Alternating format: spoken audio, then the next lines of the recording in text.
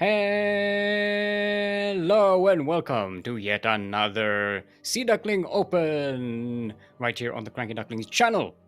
I'm your host, Steelmold, steel like the metal, mold like the thing you put the metal in so that it retains its shape when it cools down. Joined, of course, on production, as always, by the wonderful Kuro, otherwise known as the 16th Squad Sonseki, otherwise known as Krupp, hero of the wasteland and savior of his sport. It is Krupp! And we have a wonderful tournament here for you today. We're going to jump right into it. Players are already ready. We have to restart the lobby a few times. Some of it was my fault. Um, but we're going with Kureiton versus FizzSerpent, which is going to be a nice little appearance here. Kureiton, this is their first appearance in the tournament. They are Chase's friend. Chase apparently went and recruited someone to play in the tournament, which is fine. Sadly, Chase will not be casting here today with me, which is a shame. He's been feeling a bit down on his health, I've heard. So shout out to Chase. Feel better. Should hopefully that'll help. My thoughts and prayers are good medicine. You heard it. You heard it here. I'm being helpful. All right, enough about that. We are on, ladies and gentlemen, Glittering Ashes. Glittering Ashes, the map that has gold but no gold. All the gold minerals but no gold minerals. We're in the southwest corner of the map, all the way from the land of Australia, making their very first debut in our tournaments. Give it up for Pigspan's very own Kureiton.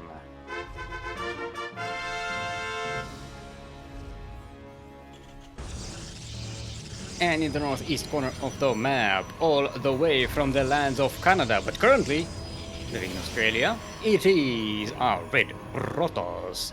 Give it up for FizzSerpent. And of course that wonderful Nova banner thingy. I'm not sure she's wearing the regulation uniform, but so no, maybe we need to censor that. It's a that if that's the official uniform for goats, yeah. Look, to be fair, yeah, most of the time they're invisible, so it's not a problem. But yeah. Alright, so we have ourselves a nice little PvP here to open up our day. Nothing too crazy going on just yet. No, nothing. I'm kind, Let's see what the map suggestions are. We have got Glittering Ashes, Berlingrad, and part of Altaris and Curious Minds on the map on the bracket. So there is a chance that we will actually finish the map bingo today. We haven't finished the map bingo even once this year, I think. Well, I'm trying to use my memory, but yeah, it's not helpful. That doesn't work. Well, I like that FizzSerpent's probe is just watching. Just watching Kureiton working. Alright, here comes the Reaper. Ooh, nice little disruption there, but good surround with the probes. Nicely done, FizzSerpent. Very good catch. What will I do with the scouting Reaper? What will I do with the scouting Reaper? What will I do with the scouting Reaper? Early in the morning, chase him around with half our workers. Chase him around with half our workers. Chase him around with half our workers. Early in the morning. Yay! We've dealt with the Reaper. Ooh, Kureiton is going for one of my favorite things to show on this channel. It is Widowmine drops. Yes.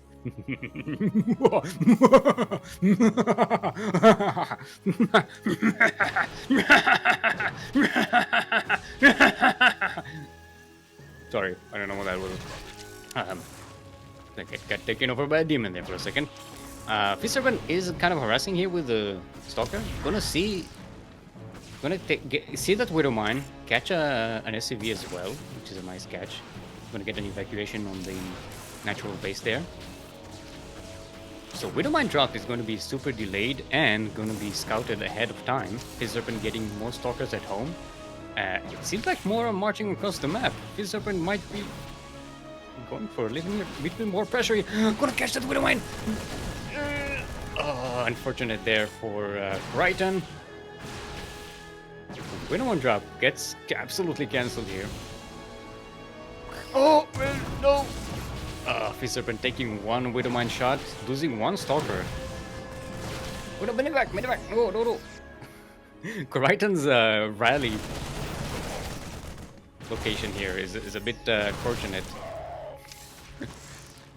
Alright, Kureiton pushes FizzSerpent away. FizzSerpent still marching more stalkers across the map. This is pretty aggressive for Protoss, but Kureiton still holds these two bases, gets a couple more barracks on the way, more tech labs being made here. So we're finally going to see some, I'm assuming, steam and combat shields. FizzSerpent getting a Twilight Council. We already have a robotics facility, kind of supply blocked right now, so it's not actually making anything yet. There we go. There's an observer on the way. FizzSerpent going for a third base, which is gonna be a nice little start here. Let's get units lost tab. So all in all, a pretty good start for the Protoss, getting a lot of delay on the Terran economy, and very importantly, canceling that Widowmine drop. The Widowmine drops are super effective in PvP. They can be really detrimental to the Protoss development. We see now the Widowmine drop going out at 5:30 in the game, which is very, very late. This is usually where we get a second Widowmine drop, or a third even, if you have a particularly aggressive Terran dropper, Widowmine dropper. FizzSerpent should have stalkers all over the map. There is a spotting pylon over there where I'm not sure it's actually spotting the medevac. Where's my vision thing? I think it actually spotted it for a second there. I don't know if FizzSerpent saw it. There's no reaction here. Widowmine drops going. There's the Widowmine, no reaction. It's actually not that bad. Yeah, only kills 4. Like, no reaction is better than late reaction in this case. Okay, now that is pretty bad. 11 in total. And the Widowmines get out of there alive. Well, at least one of them gets out alive. The other one is it was killed.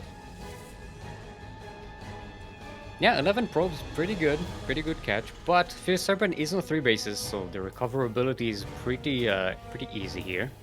We have another medevac coming in, but it is empty. What?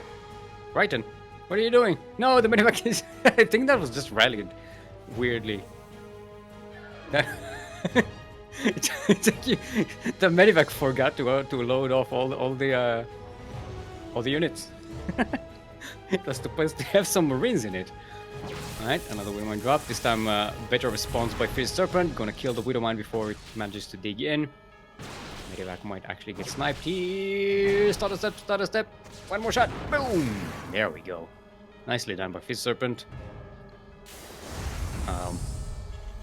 What tech did FizzSerpent go to? Oh, yeah, it was charge. Yeah, I missed that. Charge, but now we're going into storm already. Ooh. FizzSerpent is... Did FizzSerpent actually scout Kureiton's build? Doesn't look like that. Like it. FizzSerpent has very old information, but I don't know, storm is pretty good. If Kureiton was going something a little heavier, storm wouldn't be as useful, but FizzSerpent kind of get kind of lucky there. Catching the army here in the middle of the map is pretty good, but storm isn't finished just yet. It does stop the advance and buys FizzSerpent a little more time to get some more units out, get some shield batteries up and running over in that third base. Kureiton in the meantime getting a Ghost Academy and a third base of their own. Something to deal with those pesky storms.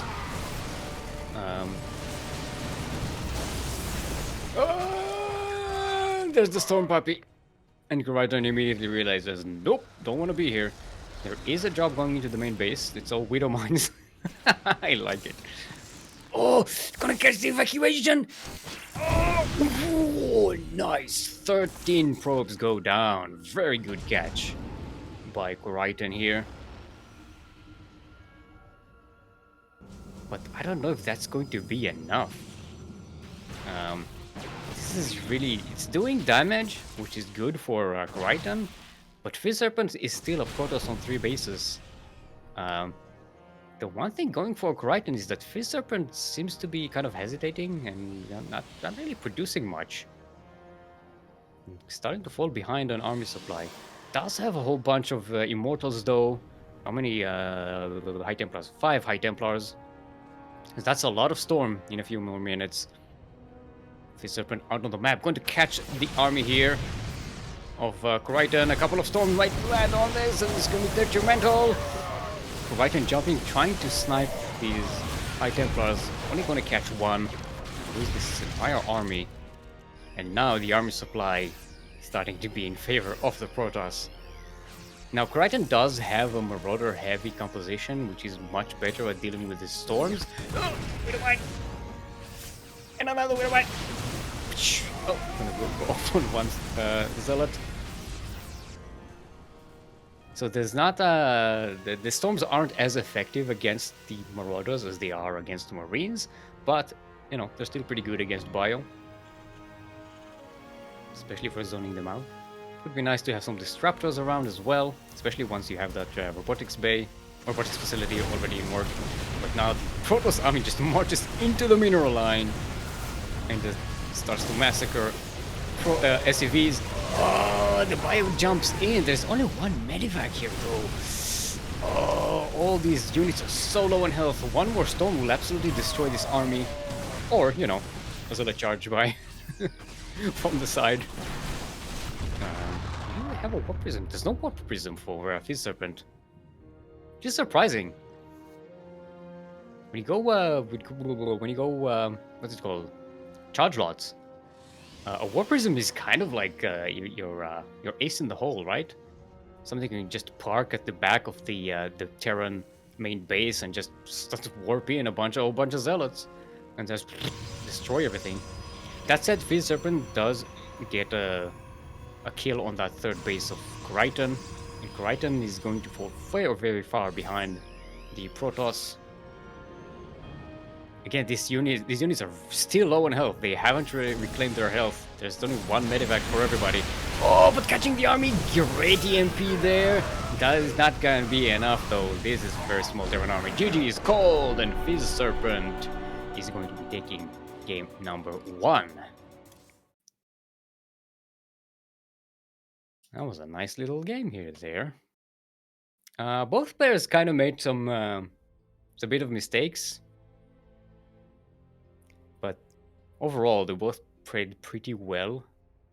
They were pretty active on the map, and eventually the Terran just fell way too far behind. Mostly thanks to FizzSerpent's earlier game harassment and just dealing with the drops, you know, or lack thereof by the Terran player. Because we did see some Widowmine drops, but there were no Marine drops, no Marauder drops. And that kind of limits your ability to deny the Protoss tech, deny the Protoss way to build more units. Hold on. I'm just mumbling while trying to set up the next map. So the next map, it's going to be Kureiton's choice. By the way, we did have an update from Chase. Kureiton's name is derived from the suburb of Melbourne, where Kureiton lives. Which is called Clayton, but in Japanese it is pronounced Kureiton. So maybe that's do I need to do Japanese accent? It's Kureiton. It's not Kureiton. I thought Kureiton was just how like Australians pronounce Kureiton, like, you know, Kureiton. Kureiton, just Crikey. Crikey. Crikey. uh, yeah, okay, Kureiton thought that it was the same map. No, this is a loser's pick, so the first map on the bracket is the map we play first, and then it's loser's choice. Or lower's choice, if you... Okay, Curious Minds. Let's go with Curious Minds. We can go on together with Curious Minds. Alright, I'm going to Australia server. As you do. There we go. Shout out to everyone here, Papapanda, waiting on the winner of this very match in the second round. Papapanda, the current reigning champion of SDO 2 times in a row. Count them, 2 times in a row. Very nicely done. A good start for Papapanda in 2022, the year of the panda, apparently. Kureiton says, funny enough, Glittering Asses is my best map, according to the map report. Glittering Asses is, of course, the pronunciation chosen by Raynor for this map. Okay, race check. Oh, there we go. Let's see if everybody's prepared. They were just bantering in chat there. Okay. I always like when Australians are playing other Australians. They just seem to be happy to be here and enjoying the game and bantering with each other. So good. I love me the Australian StarCraft scene. It's full of good people. Full of you know, we got Chase, got Pig, you got Maynard, we got Zeph, you've got the other guys from the ESL Australia cast, Kansas New Zealand stuff. We got Fluke. We've got wow, I'm blanking out on the name of the tall guy. What's the name of the tall guy? Have you... See, the thing is, I was going for a joke when I was saying like, the Australians, and I was starting to name Australians, and then I was about like, not you, Light, and then that was the joke I was going for, but then I was starting to blank out on the names of the Australians, and I completely messed up the dumb joke that wasn't funny to begin with. It's gonna be one of those days, people. Just stick with me, okay? I promise we'll get through this. Alright, everyone, welcome to Curious Mind. Let me introduce you to my Curious Mind. This is my brain.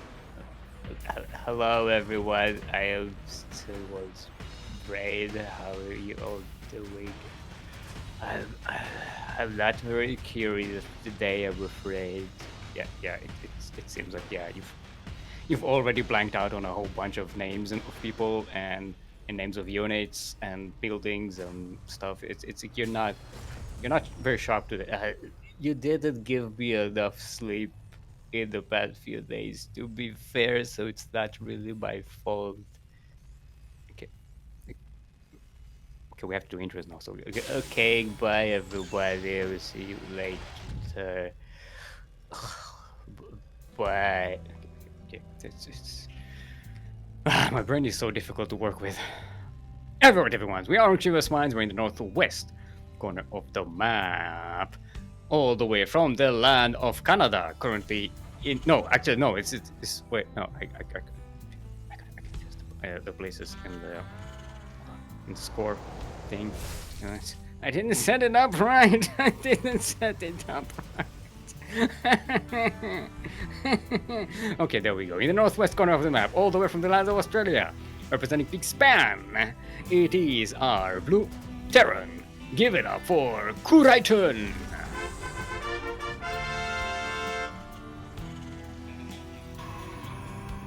And in the southeast corner of the map, all the way from the land of Australia by way of Canada by way of Australia, it is our red Protoss. Give it up for FizzSerpent.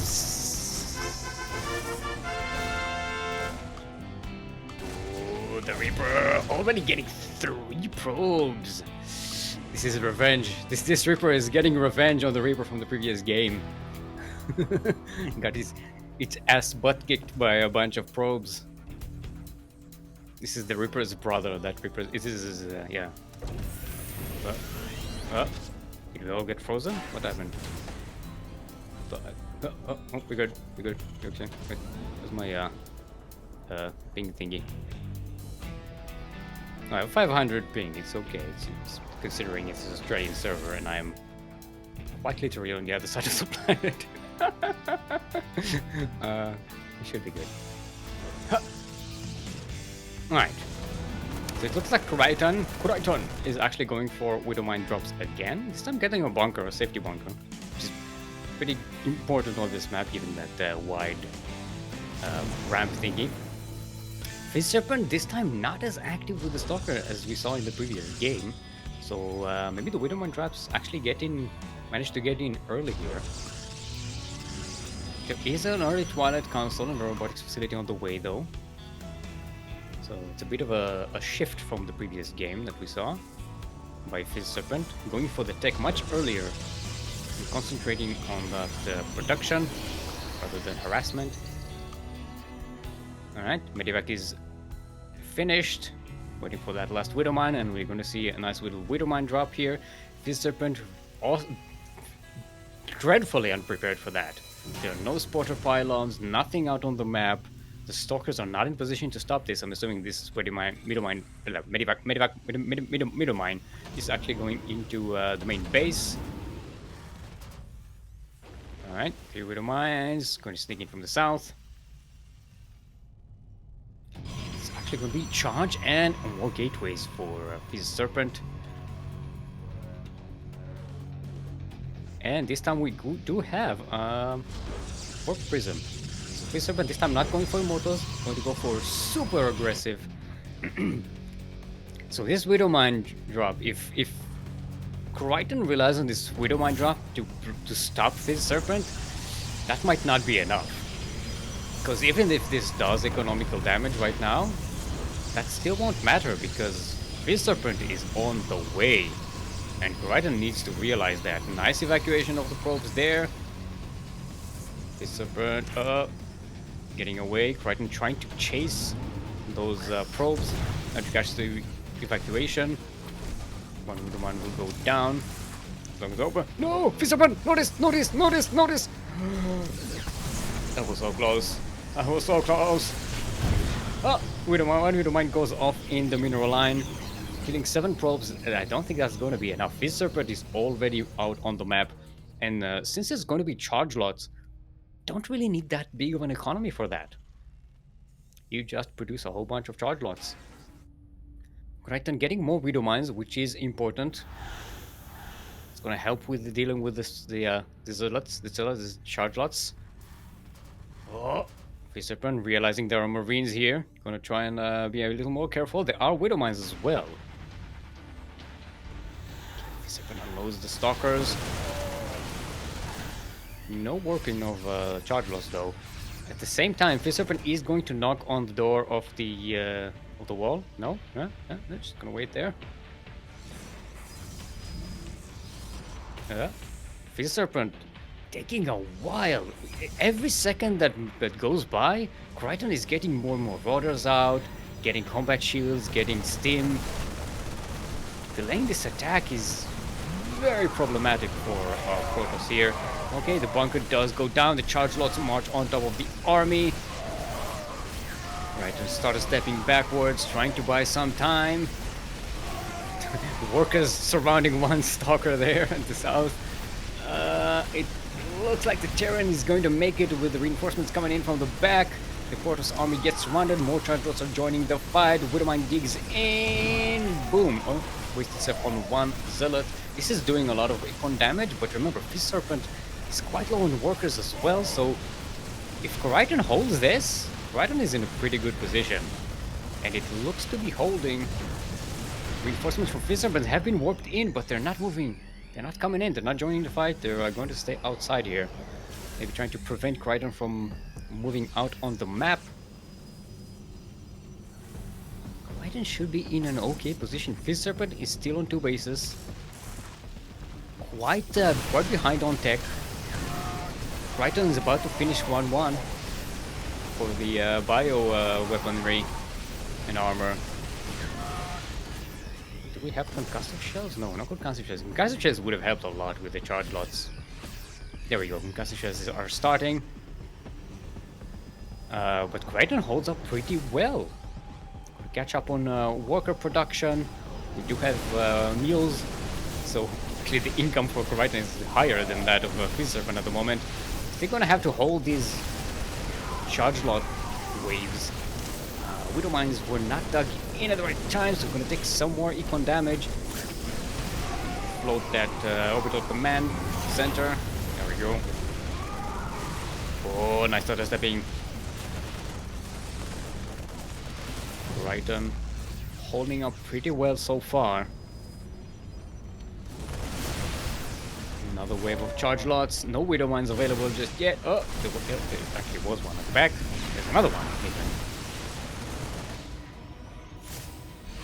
All in all, FizzSerpent is committing a lot and not doing as much damage as they would have liked. That said, it's still touch and go. Kureiton needs to be very alert to what FizzSerpent is doing, but look at the production that more and more Marines are coming out.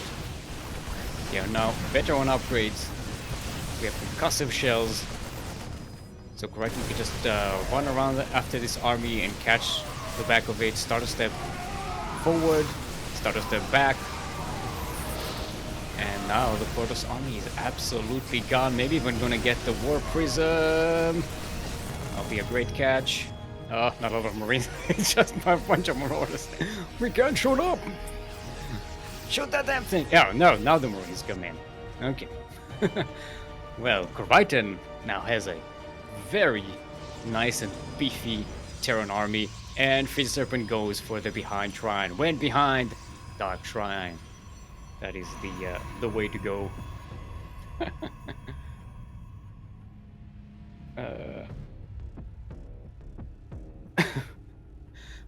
Okay. FizzSerpent getting a couple of forges.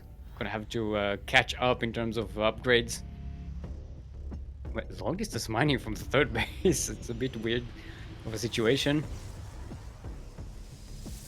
But FizzSerpent is a little oversaturated for 2 bases. Kureiton scans the third base location just to see what situation FizzSerpent is in. And just now going to knock on the door, going to catch the warp in here before these zealots even manage to charge, most of them. Going to depower some of these buildings. Jump right into the mineral line. And this should be a GG here. Look at the army supply right now for Kureiton. FizzSerpent gonna try and get for that Dark Shrine. Kureiton should have scans. Maybe if Kureiton wasted all the scans on mules. Actually, there are no scans available, so the DTs are going to be very detrimental. But the Dark Shrine gets sniped. One scan takes care of all the existing DTs. GG, well played is called, and Kureiton evens up the score. We have ourselves sideways 1-1, otherwise known as an ace match. That's right, an ace match. So it's going to be FizzSerpent's map choice right now. Very, very nicely played there. A good comeback by Kureiton.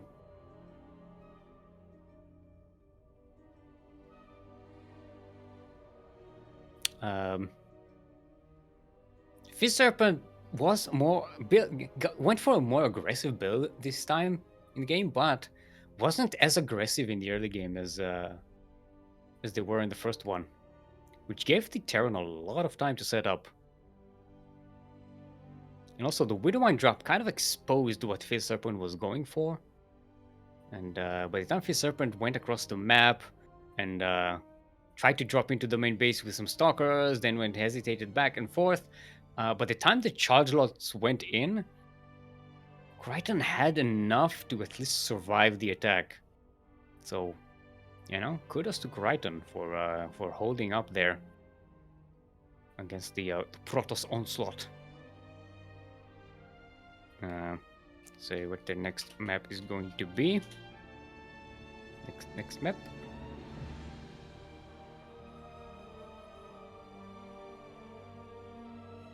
Let's see. Elsewhere on the bracket, we have GaTo winning 2-0 versus Willem. And we'll go ahead and face nobody in the second round. There is nobody in the second round. Nobody waiting there.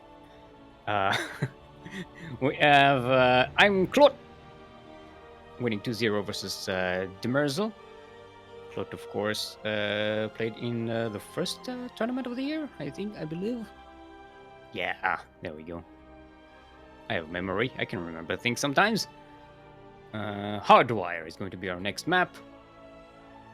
Hardwire. For people with hard wires. Wiring hard. For the mad. Hard wired. The wires. Wires were hard. I can't find it in my fire. Hard wire. That's how you do it. Alright, let's set up the damn lobby. Let's see if everybody's prepared to go all the way. I messed up my... See, for that joke, I messed up all my wires here, which is a bit unfortunate. Now everything is not where I need it to be. Okay, there we go. Okay.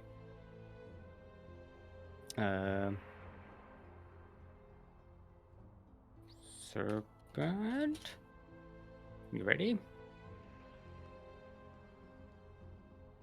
Gotta get ready from everybody. Okay, there we go. Let's get it right into it. Game number 3. Of course, we have also TaggedOnce going up against Mako and Nubinator waiting in the second round for that match. And you have Phayld. I like that name, Phayld, but pronounced with a PH and a Y. I guess they failed to spell Phayld. Maybe they didn't fail. They just intentionally failed. If you intentionally fail, is that a fail? Because you actually succeeded with your intention. So technically, it's not a fail. This is too philosophical for me right now. Welcome everyone to Hardwire. Hardwire. Well, wires are hard at work. Wiring hard. In the northeast corner of the map. All the way from the land of Australia. Representing Big Span are Blue Terran, currently sideways 1-1 in the series. Give it up for Kureiton.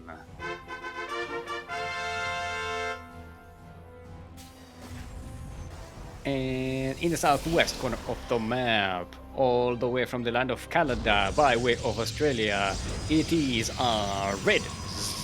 That's the Protoss. Protoss, also currently sideways 1-1 in this series. Give it up for FizzSerpent.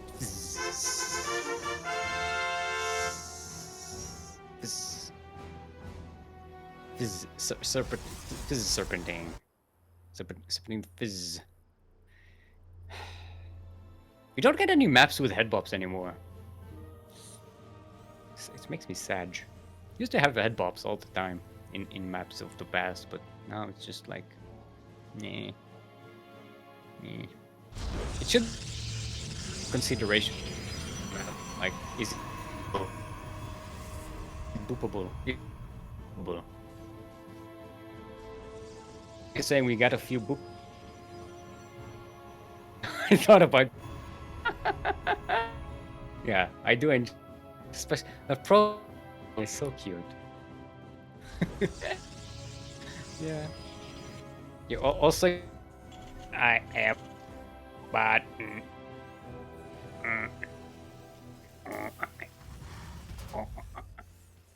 I'm a robot. But. Hold on.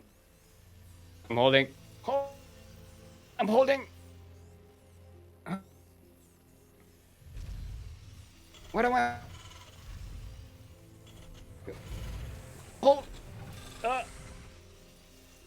What happened to my video feed? It's gone. What happened? Wait, did you shut off my camera? What happened?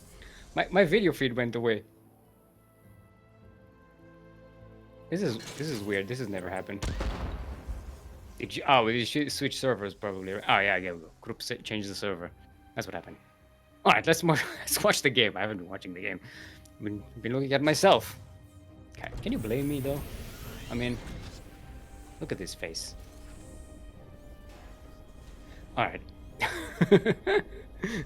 So we see FizzSerpent this time skipping the robotics facility. Oh, actually, just as I say that, FizzSerpent puts out the robotics facility. Never mind. But Kureiton going with the Widowmine drop again. This time FizzSerpent should not be surprised. This has happened 2 games in a row. If FizzSerpent falls for that again, this is entirely the Protoss's fault. It seems like FizzSerpent is ready. Got stalkers running around the place, so should be okay. But Kureiton this time setting up a bit of a twist, because we do have Hellions on the way. So it's not going to be pure Widowmine drop. Looks like it's going to be that combo of 2 Widowmines, 1 Hellion, or 2 Widowmines, 2 Hellions. So the Widowmines are there to clump up all of the probes together, and the Hellions are there to exploit that with, you know, just smashing all of them. It's pretty good.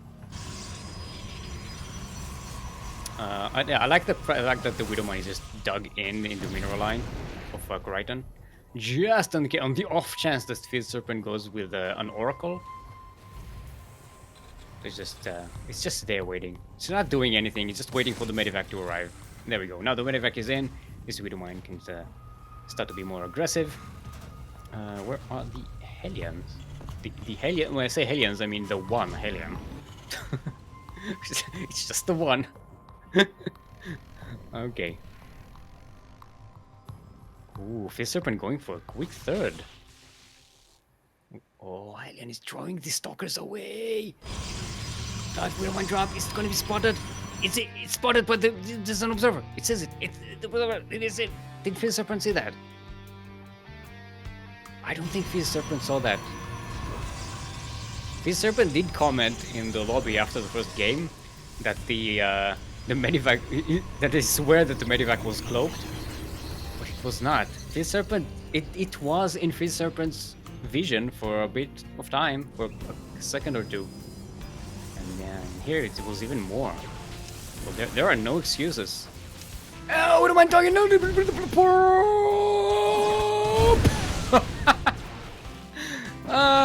17 kills on that one Widowmine. Good job.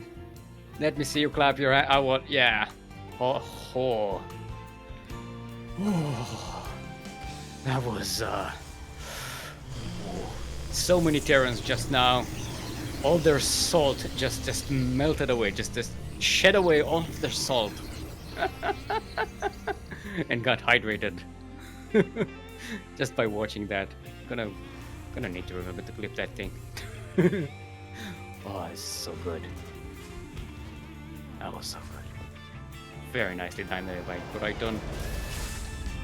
And FizzSerpent gonna be quite behind on workers. The income is gonna be stupendously in favor of Kureiton, having the more workers and mules as well. Now FizzSerpent did go for charge again, as well as in the first game, but no gateway explosion. We're only working on 5 gateways. Looks like FizzSerpent is going to wait for Templars. I don't know if it's going for Storm or Immortal Charge Lord Archon. I'm assuming it's going to be for Storm. Storm is way more effective, right, in Bio? Yeah, there we go. Storm immediately starts.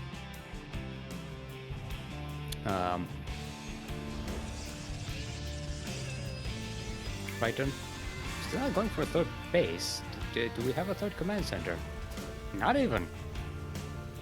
Kureiton is staying on 2 bases for a very, very long time. Now, I say it a lot, but a Terran on 2 bases is probably the most dangerous race on 2 bases. They have the most options of what they can do with 2 bases economically and produce in production. The most potential, if you will. But that does have its limit, and FizzSerpent does have a 3rd base already set up. So you can expect a bit of a shift of economy. Yo, chat is catching up to the Widowmine drops. Ah, oh, oh. Have you seen numbers that high? The numbers! Can they even go that high? By a state funeral for that Widowmine. Yeah, that Widowmine needs a name. It's going to be named in the Chronicles of Terran. Uh, FizzSerpent is actually at the back. There's a charge lot run by being set up behind the Terran army. I don't know if that's going to be enough. FizzSerpent will probably lose this third base. There's just way too much Terran coming in. We got Widowmines, we got Marauders, we got combat shields, we've got concussive shells, stim, +1/1. This is a scary Terran army. Storm is available. There are about 4 storms. Oh, there's the scan, but the army is not in position, so Kureiton doesn't see it. It's gonna come from the sides. The storm. Bzz, bzz, psh, psh. No, no stop. Repeat. Okay. Okay, maybe no storm. Okay, I don't know. All of me thought it was a great opportunity, but now FizzSerpent is parking all of this this army right on top of the Widowmines. If they get off cooldown, it's gonna be super dangerous. No, the Widowmines, the Widowmines, the Widowmines, the Widowmines!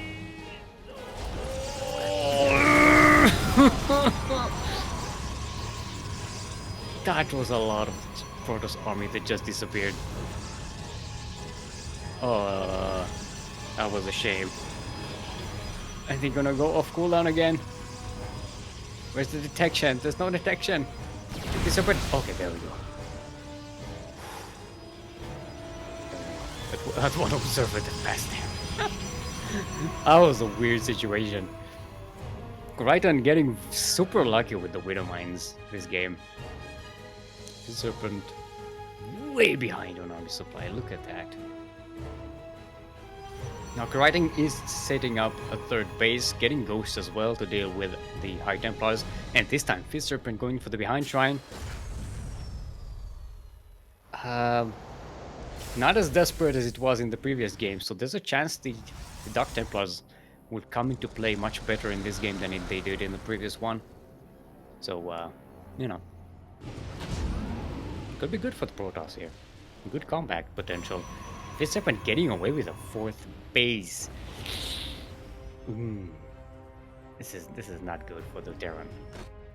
Terran has a much bigger army, but if you let the Protoss have a 4th base and get Dark Templars, it's gonna be bad. It's gonna be bad.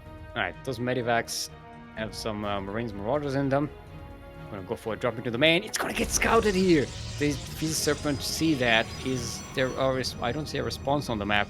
Okay, there's some warpins into the main base. It's only a handful of stalkers. I don't know if that's gonna be enough. Okay. FizzSerpent setting up some units in the natural base. Oh, sorry, the third base as well. Okay, Kureiton scans. This is the stalkers. I go, nope. I'm out. FizzSerpent scouts the movement of the army. Look at the positioning of these scouting pylons by FizzSerpent. Very nicely done.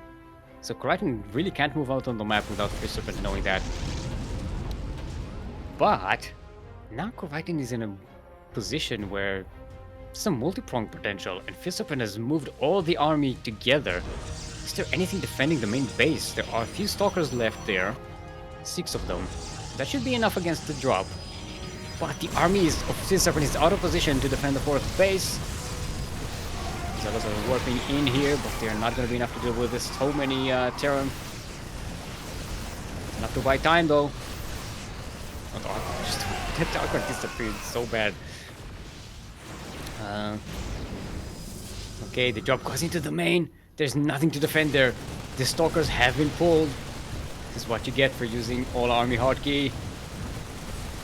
So Kureiton gets away with Kureiton. Say Kureiton, not Kureiton also. It's a different person. Kureiton gets away with dropping into the main. Since the Dark Templar Shrine though doesn't snipe it, but will probably get away with some of these units. Gets a delay on the Protoss upgrades though, which is a nice little catch, especially since Kureiton already starts on the 3-3 upgrades. The army of Kureiton coming in for the 4th base once more. Oh, it's coming in! Look at that, starter stepping, one-shotting these cannons. No scan for the DTs yet. Kureiton, that's not what they did. Okay, there's the scan coming in, but the storms are catching the army. This might be time to pick up and get the hell out of here, Kureiton. Oh no. Archeron is taking way too much damage here.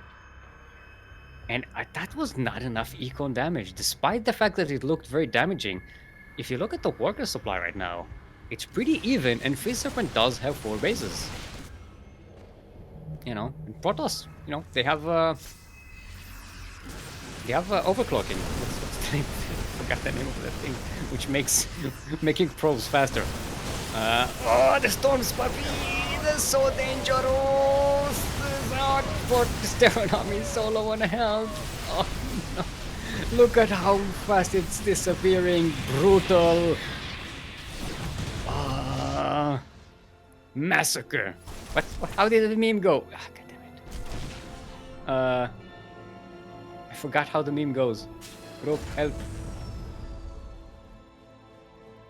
That red eye meme. My memory is bad. Alright, FizzSerpent now pushing forward, going to deny that 4th base from Kureiton. The storm is here. Oh, these High Templars, the DTs for good measure. Just for the fun of it. 4th base is going to get denied. Kureiton trying to rebuild those forces. 5 ghosts are being made at a time. Now, a few select EMPs on this army can really weaken it, especially against the Archons and the High Templars. But if you don't manage to land those EMPs and you don't have enough units to actually attack the army afterwards, it's gonna be bad. There's a tank added for good measure. That's a nice addition. Brutal Savage wrecked. Thank you, bro. Brutal Savage wrecked. There we go. Look, my memory is bad. We've established that. Nice Widowmine shot there. Or something coming in. EMP is not quite landing. Okay. Kureiton sends out the DG. Let's make sure we have our flags ready. Huh. GG!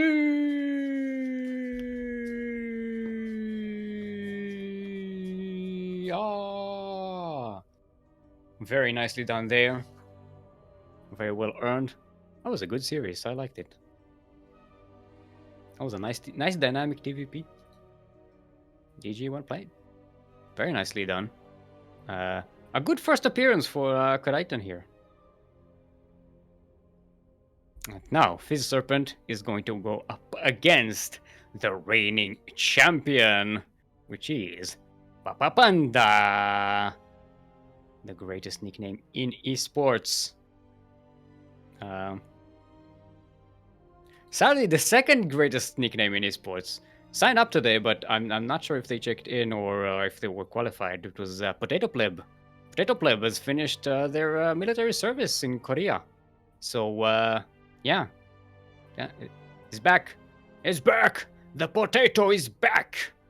For those who don't know, Potato Pleb, along with Papapanda, has been the in the CranKy Ducklings tournaments for a long time. Pretty good. Pretty good player. We're happy to have them back. Where's Papapanda? Okay, there is Papapanda. Let's get Papapanda in the party. What are we missing? Kureiton. Okay, let's remove.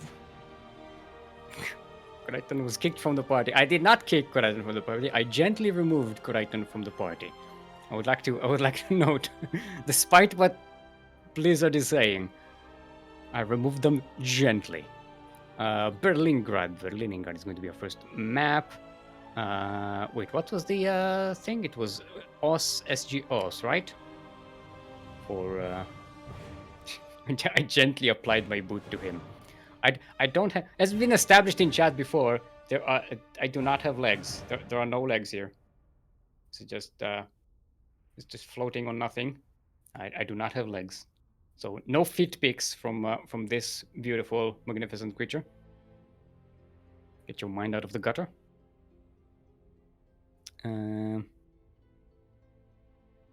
Okay, Papapanda is happy to play on us, so let's just start on us and stay on us. We did see about Papapanda playing on Australia and has been winning.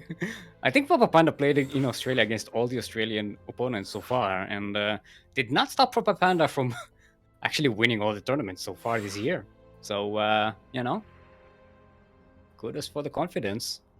Who needs ping when you got Papapanda strats? Right? Hashtag Papapanda strats. You need confidence to play like Papapanda, as group is saying. Yeah. All right. Let's see if everybody is prepared to go all the way.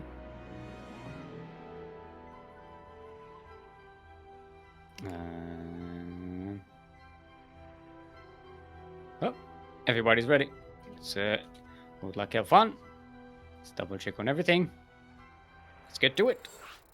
Boop, boop, boop, boop, boop, boop.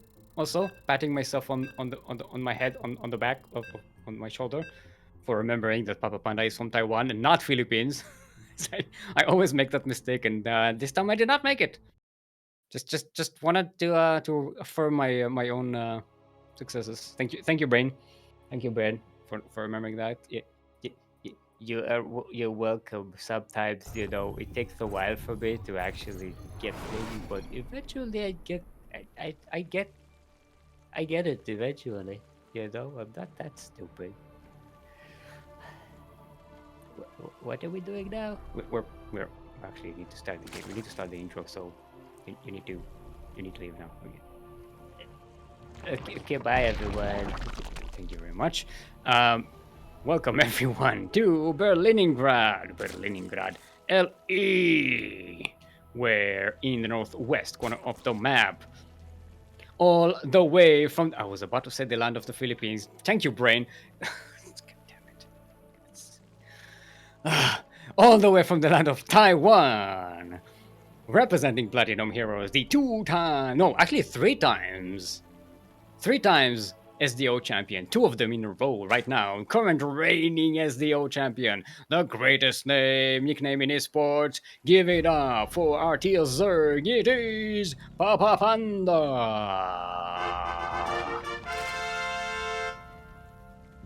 Starting the year of the panda.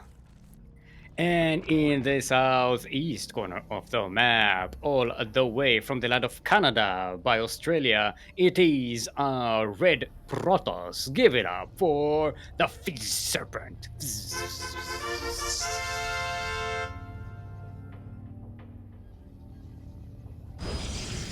Alright, so Papa going for that third base at the thing, pretending to not have a third base. FizzSerpent did not scout that, I believe. Yeah, no. FizzSerpent does not know that there's a third base. That's actually the second base, the natural base. It's the thing. Papapanda pretending to be super aggressive, but in fact went actually 3 hatch before pool. So 3rd hatch before pool. Super greedy. Oh! Papapanda showed him the pool and then cancelled. Ah, yeah. We saw Papapanda do this last SDO, right? I do believe Papapanda did that as well. So, not sure if Papapanda is going to get away with it for that long, especially since we've casted it for a couple of times already. So, at some point, people are going to wise up to these shenanigans. But this is a very Mio Micah thing to do. You know the. What the hell? What? Huh? Papapanda is going for 4th base before speed. What? All your base, all the bases on the map. Papapanda is super greedy, and FizzSerpent. Okay, FizzSerpent sees this and thinks, okay, this is a third base, right? Are you going for a quick third base? Okay, no, it's on time. It's the... Oh, FizzSerpent is circling around. FizzSerpent going to scout the other third base and going to go in and see, what? There's like workers here and everything. What the hell is going on? What is... What? Huh? FizzSerpent should know I am up against a super greedy Zerg that should have absolutely no tech ready for anything. And FizzSerpent immediately puts down Twilight Council. I'm assuming there's going to be some more gateways added just for FizzSerpent's ability to be super aggressive right now. Actually, I think FizzSerpent should actually go for a third base. Like, go for a quick third. Why not? I mean, the Zerg is super behind where Zerg should be at this point in the game in terms of army, right? So you have yourself a lot of time. You need to make use of it somehow and punish the Zerg. FizzSerpent is not in a position to punish it militarily because there's just not enough army to go ahead and punish that kind of early expansion. But you can, you can out-expand that. And you probably should. You're up against a four base Zerg. You can't stay at 2 base Protoss for long. FizzSerpent is going with gas. I don't think FizzSerpent understands what's going on. Papapanda is getting a lair. Going to be on 4 bases at 5 minutes into the game.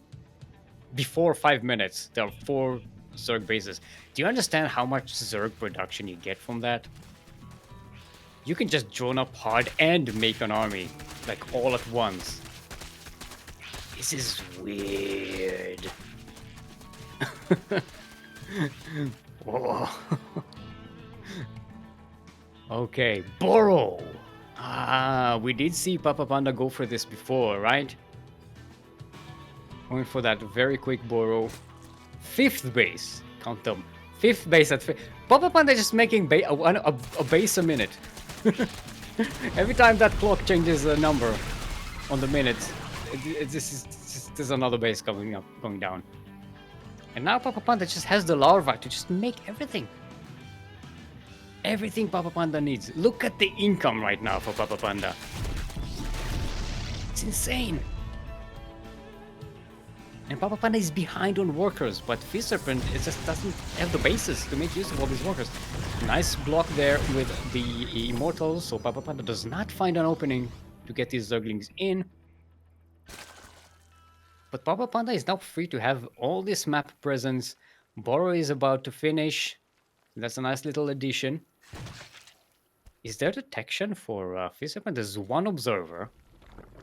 So FizzSerpent should be okay. The observer... ¿Dónde están los observos? El observos? El observer? El observer? El oculator? How do you say that in Spanish? It's with the main army. So it's pretty good for FizzSerpent. In case the Burrow gets used here. Offensively. Oh, the wall is not a wall! The wall is not a wall! Papapanda can just get in! Gets a surround on these workers. Oh, nice warping there, blocking some of these Zerglings, but they do get into the mineral line and split the army of FizzSerpent here. Gonna get a few worker kills. A surround on some of these units. Papapanda is on 5 bases. This is so greedy. Going for an infestation pit. What is Papapanda just racing towards, like, 5 gases being dropped down? I'm guessing this is infestors? Maybe... remember that one time that Papapanda made bases and no units? I don't remember, but it does make sense. Although this time, this is not the case. Papapanda is making a lot of Zerglings out on the map. They do get upgrades, so FizzSerpent just is not in a position to punish all that Zerg greed, and Papapanda gets away with it. Even gets what's it called? Macro hatchery. There we go. Macro hatchery in the main base. Going for a quick hive as well. What is Papapanda going for? Is it infestors? Swarm hosts? What's going on? There's a huge dissonance with what Papapanda has as an army, which is just Lingbane, and the kind of tech Papapanda is going for. I mean, there's no Spire, so it's not going to be Brood Lords or something. Oh, Ducklings do get into the natural base of FizzSerpent once more. This time it's a lot of them. They're going to go into the main. Army is not in position. Maybe you're going to see a recall into the main base here. Otherwise, I don't see how FizzSerpent can deal with this. No, I'm just going to... And there's the ball roll. But there is detection here. There are 2 observers. Oh, it's one. For a second, it looked like 2, but it's just 1. That said, Papapanda is doing so much econ damage for FizzSerpent. 90 workers for Papapanda right now. There's that Spire. Papapanda is actually going for quick Broodlord, I think. No! What? It's gonna be Ultralisks? Okay. That's not something you usually see in CVP, but yeah. Okay, sure. If it takes FizzSerpent by surprise, why not? Especially against charge lots, right? You go for that, there's adrenal glands. Papapanda is still on Lingbane, by the way. Gonna go from Lingbane straight into late game Ultralisks. But oh, hold on. But don't have Carapace upgrade. Ultralisks. Okay, gonna have Vipers. And we're gonna have Infestors as well with that Infestor upgrade that's not Neural Parasite. I'm gonna remember what its name is. Don't remind me. Pathogen glands. There we go. Pathogen glands. Because apparently pathogens give you energy. I don't know how these things work. Oh boy. Now FizzSerpent is coming in here. There's some static defense. Papapanda has so many Zerglings out on the map. Can just surround FizzSerpent and attack while this is going on. Catch reinforcements. Going to the 3rd base here. Bennings just roll into everything. Everything dies in acid. 27 probes go down. Papapanda is sacrificing the 5th base for this, but sure, Papapanda has bases to spare. You know? FizzSerpent really does not. Look at that, 94 workers to 36. Holy crapoli. The income advantage for Papapanda is just gigantic. So, Charlotte's finally gonna get taken care of. Not one Viper. Just flying up here. What is this Archon doing? Archons, go home, you're drunk. Oh no. Now Archons are really good against Zerglings, but that's a lot of Zerglings and not a lot of Archons. 7. Oh, the 5th hatchery survives. Holy crap. 7 Ultralisks have just been made, by the way. +3 pincer attacks or melee attack is on the way. As well as some +1 Carapace for Papapanda. FizzSerpent is about to be awakened by a whole bunch of Ultralisks. The Storm is good against the Zerglings, but it's doing nothing for the Ultras, and the Protoss army is disappearing. Oh boy. Now the Bennings are in.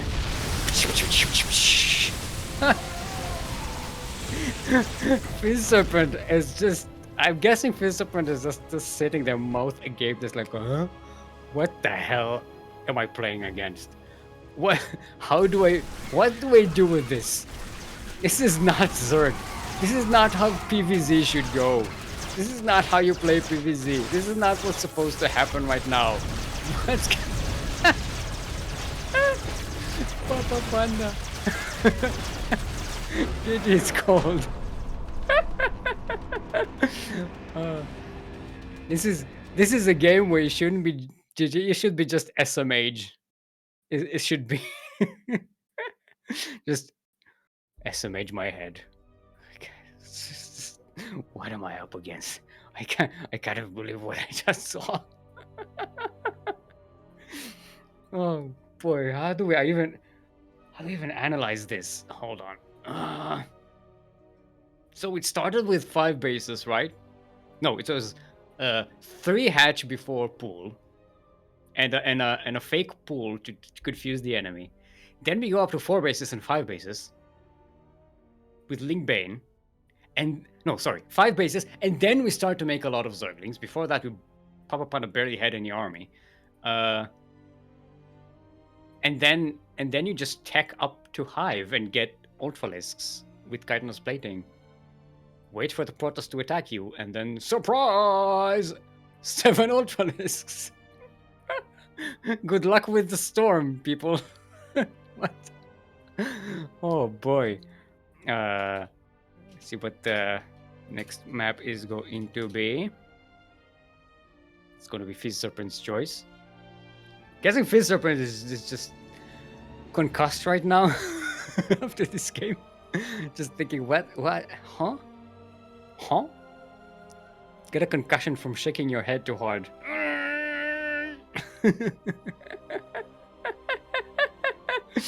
Oh boy. How the hell do you explain this? Now, to be fair, if FizzSerpent was more aggressive early game, Papapanda should not be able to get away with this. Okay, FizzSerpent is choosing Glittering Ashes. They did use the Rainer pronunciation. For those who don't know, it's Glittering Asses. Glittering Asses. I love Rainer. So goofy. Alright, there we go. Let's see if everyone is prepared. Greed is just another way to cheese. It's not greed if it's not punished. Yes, all true. All of these are true. Except True doesn't go for greed. True just goes for cheese and aggressiveness and Queen Walks. The Queen Walks are getting nerfed. It's in the test server. You can just test it right now. I mean, it does take 2 golds on price. Yeah. True is kind of aggressive in that way. That's more like aggressive economy, right? Alright, everybody's ready. GLHF. Let's get right on to game number 2. Here on Glittering Asses.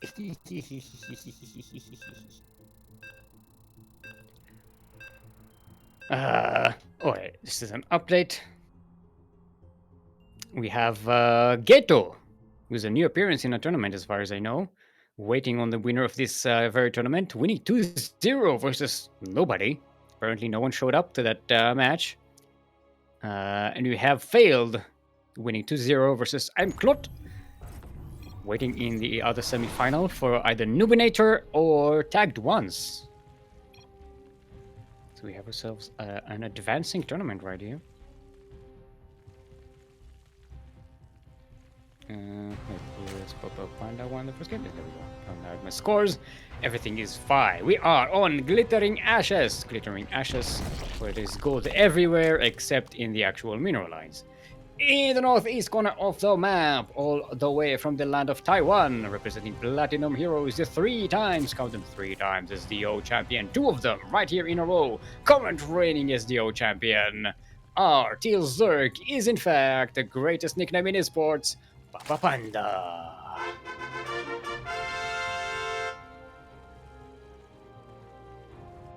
And in the southwest corner of the map, all the way from the land of Canada via Australia, it is our red, not Zerg, not Terran, Protoss. Red Protoss. It is FizzSerpent. It's just a very bubbly snake, right? It's a snake that just goes.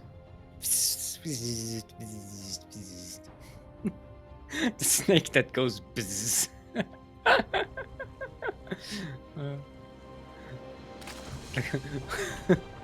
A snake that sounds like a void ray. Alright, FizzSerpent sees the pool, sees no first base. Let's see if that pool gets cancelled and Papapanda goes for this again. No, this time the pool is going to be relatively on time.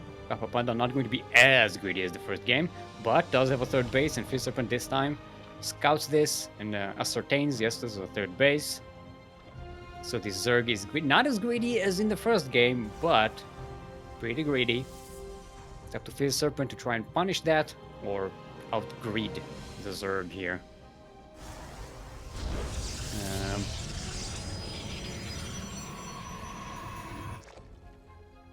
What was that? I wanted to say something. I was thinking about something before, and I wanted to say it, but then I was distracted by something. Oh, never mind. Fang is on the way. He stacked the drones.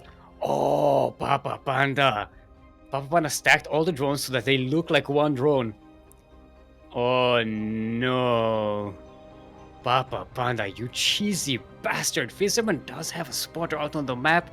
Is it going to spot that?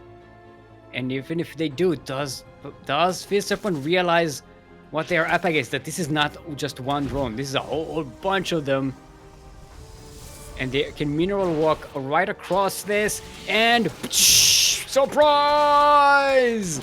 Now that Stalker is immediately surrounded on all sides. Zerglings coming in from the front.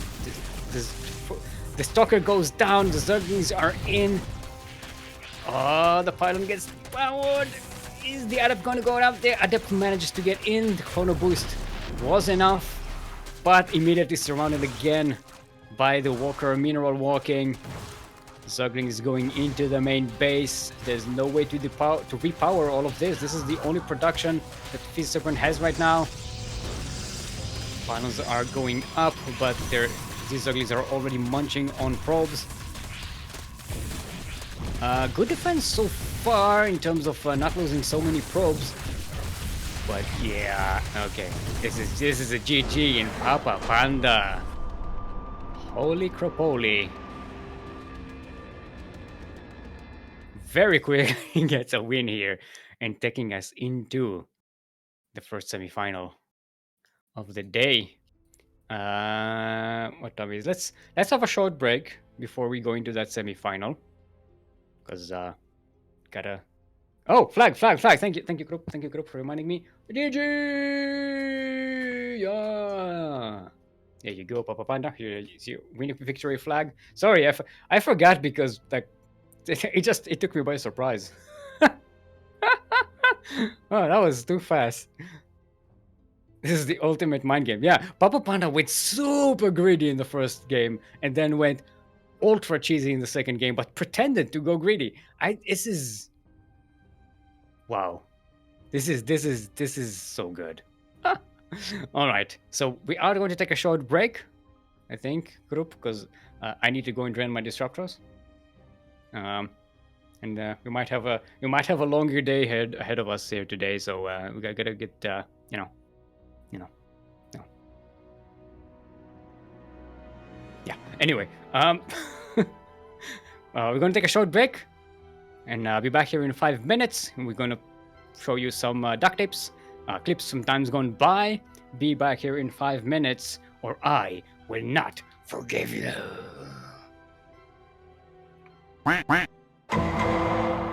Since Group was asking for some extra attention, well, this is the result. Enjoy the video. Kappa. Bienvenidos a I already said El that. Mapa Romanticide. Oh god, I forgot everything.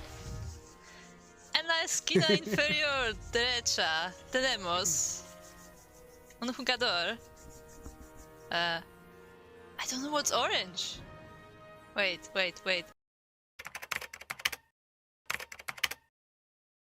Un jugador naranja. Un jugador del Terran. Tenemos Captain Hillside. Y ellos son jugan en Grande Cisne Abierto. Sí. Gracias. What are you talking about? Bienvenidos en el mapa de Pilares de Oro EE. Aquí tenemos en la parte superior derecha, aquí tenemos un jugador de Zerg, un jugador rojo. Tenemos The Zerg Lord.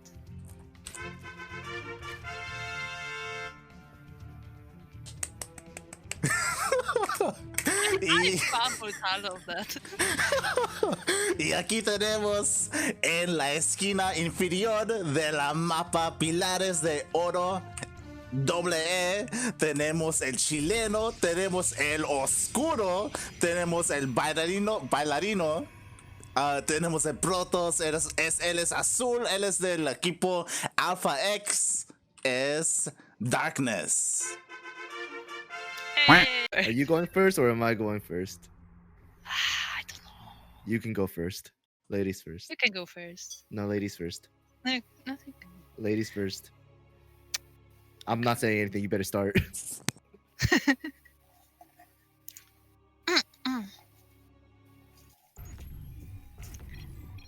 Oh boy. Okay.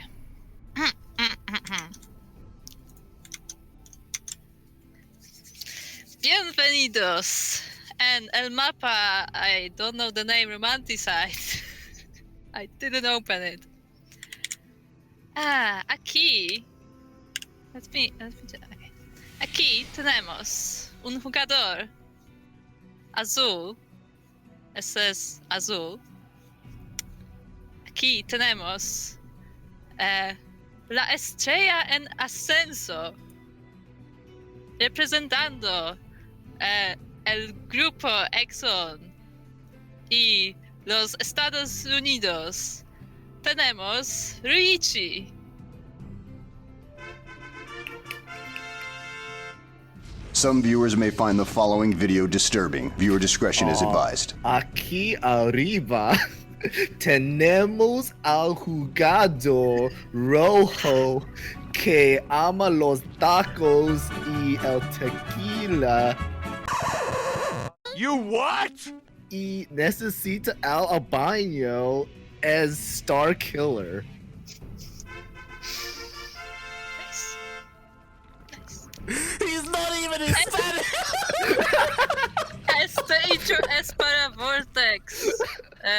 Disfruta. To be fair, I have no idea what I said. As soon as you started, I'm like, he's from the United States. What are you talking about? Los tequilas and the tacos. God damn it. I mean, What's wrong with you can tacos make and tequila. tequilas? You can make tequila.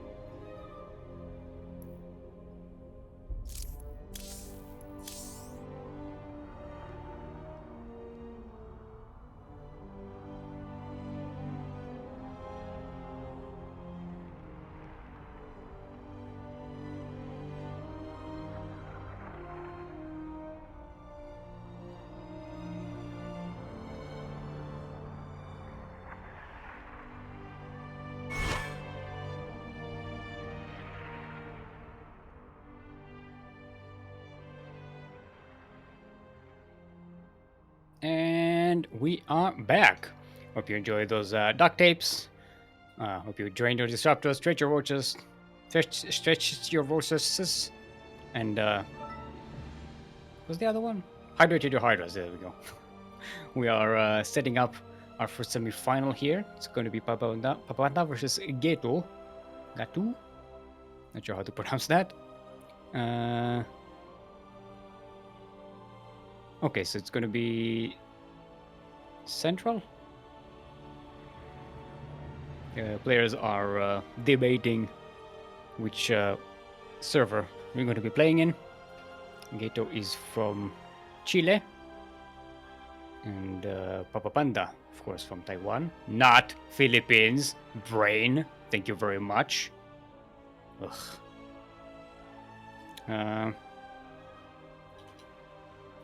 Central.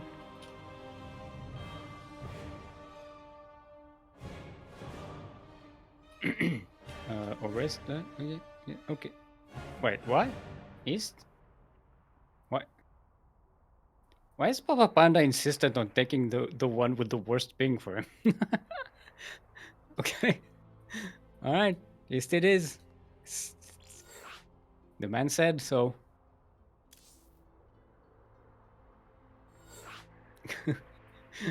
Like Papapanda is like, you don't need ping to win the way I play.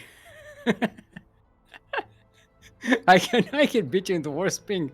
It's actually a delay is actually good for me because it's a delay on your ability to like understand what I'm doing. It's yeah. Delay is not a problem.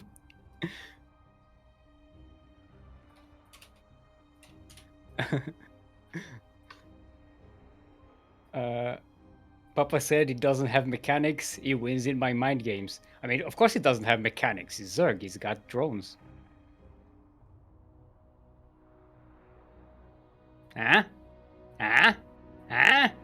Huh? Comedy! Yeah! Oh boy. Alright, let's see if everybody's prepared. Alright. Let's go. It's gonna be a TVZ apparently, so let's get to it. Boop. Beep. Beep. Beep. Why are people redeeming GA? It doesn't mean anything. It doesn't mean anything. Stop redeeming scraps, it doesn't mean anything. Also, did we open the intros? Yeah, this is everyone is complaining that the intro. I don't have the authority to start intros and stuff. It's not up to me. I did not protest against intros. I protested against the Spanish intro because I don't speak Spanish, which is perfectly legitimate to complain about. All right. Don't gaslight me trying to make me the crazy one. You also didn't like Ryan intro because I can't do an Australian accent. But I can do ASMR. You know? I can also do puppet intro. Huh? I'm the only one who can do puppet intro. Right? Oh, maybe Light can do, because Light has a lot of StarCraft puppets. I don't want to even contemplate what puppets Diaku has at home. Never mind. Welcome everyone to Pride of Altaris, the map which doesn't make sense because the Pride of Altaris was destroyed when the Zerg conquered Aiur, and it never actually flew anywhere. So why is it out there in space? Doesn't make any sense. In the southeast corner of the...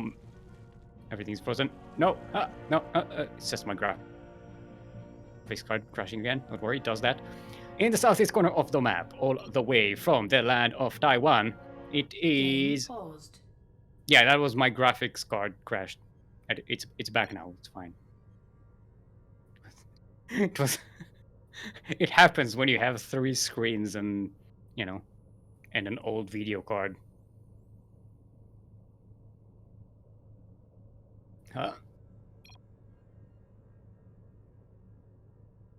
Huh? Yeah, it was. It usually doesn't cause a spike, but here maybe it kind of did. Thank you, video card. Thank you, Nvidia. Chris and NVIDIA. Okay, there we go. Let's get back into it. In the southeast corner of the map, going for that gold base first, it is our Teal Zerg, all the way from the land of Taiwan, the 3-time SDO champion, current reigning champion. Give it up for the greatest name in esports, Papapanda!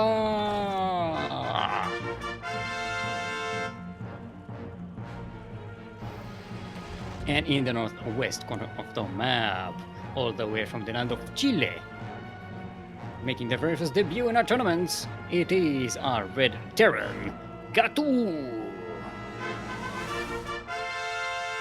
Or is it GaTo?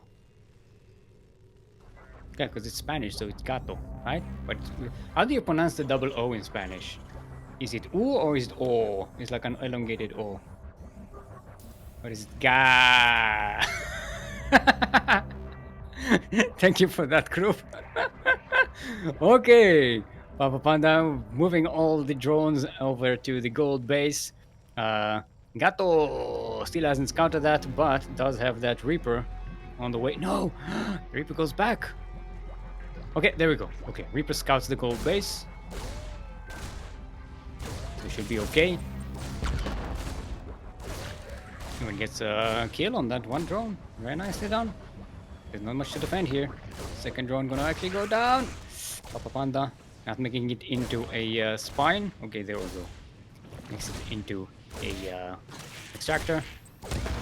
But now there are Zerglings coming in. And the Queen will pop out. Now, Papapanda going for a quick Roach Warren. It's right here. GaTo did see the Roach Warren. Which means it's kind of surprising to... Papapanda isn't going to make roaches, right? He's not going to make roaches. He's getting Zergling speed. Okay, he's making roaches. Okay, never mind. I thought for a second Papapanda is going to go full mind game and just make a roach war and not make roaches. Gotta go full Mio-Miker here. Thank you, FizzSerpent, for that clip of the Widowmine. That Widowmine shot. What was it? 17 probes? Or 19 probes? Something like that? 17? A very juicy connection there, if I ever did see one. Alright, GaTo moving out with some Hellions, but Papapanda does see it coming. What is Papapanda up to? So far, we just see droning up. There are a few roaches out on the map. Where are they? They're just... okay, they're just marching out across the map right now. Getting into the natural base of GaTo. That's gonna be a nice little delay on the natural base. Denial of it. With the roaches, there's not much that the Terran can really push in here and do. Hellions are pretty good against Zerglings, but against roaches, they fall short. They're not hot enough to deal with these. But there is a Liberator on the way and a Cyclone. So the Terran, Terrans do have options to deal with this kind of stuff. Oh, nice! Locking the roaches in. You are not trapped in here with me. I'm trapped in... No, I'm not trapped in here with you. You are trapped in here with me. Alright, now the Cyclone is out. Catch even these Ravagers. So this is a nice attack for Papapanda, but it did not really achieve quick victory here.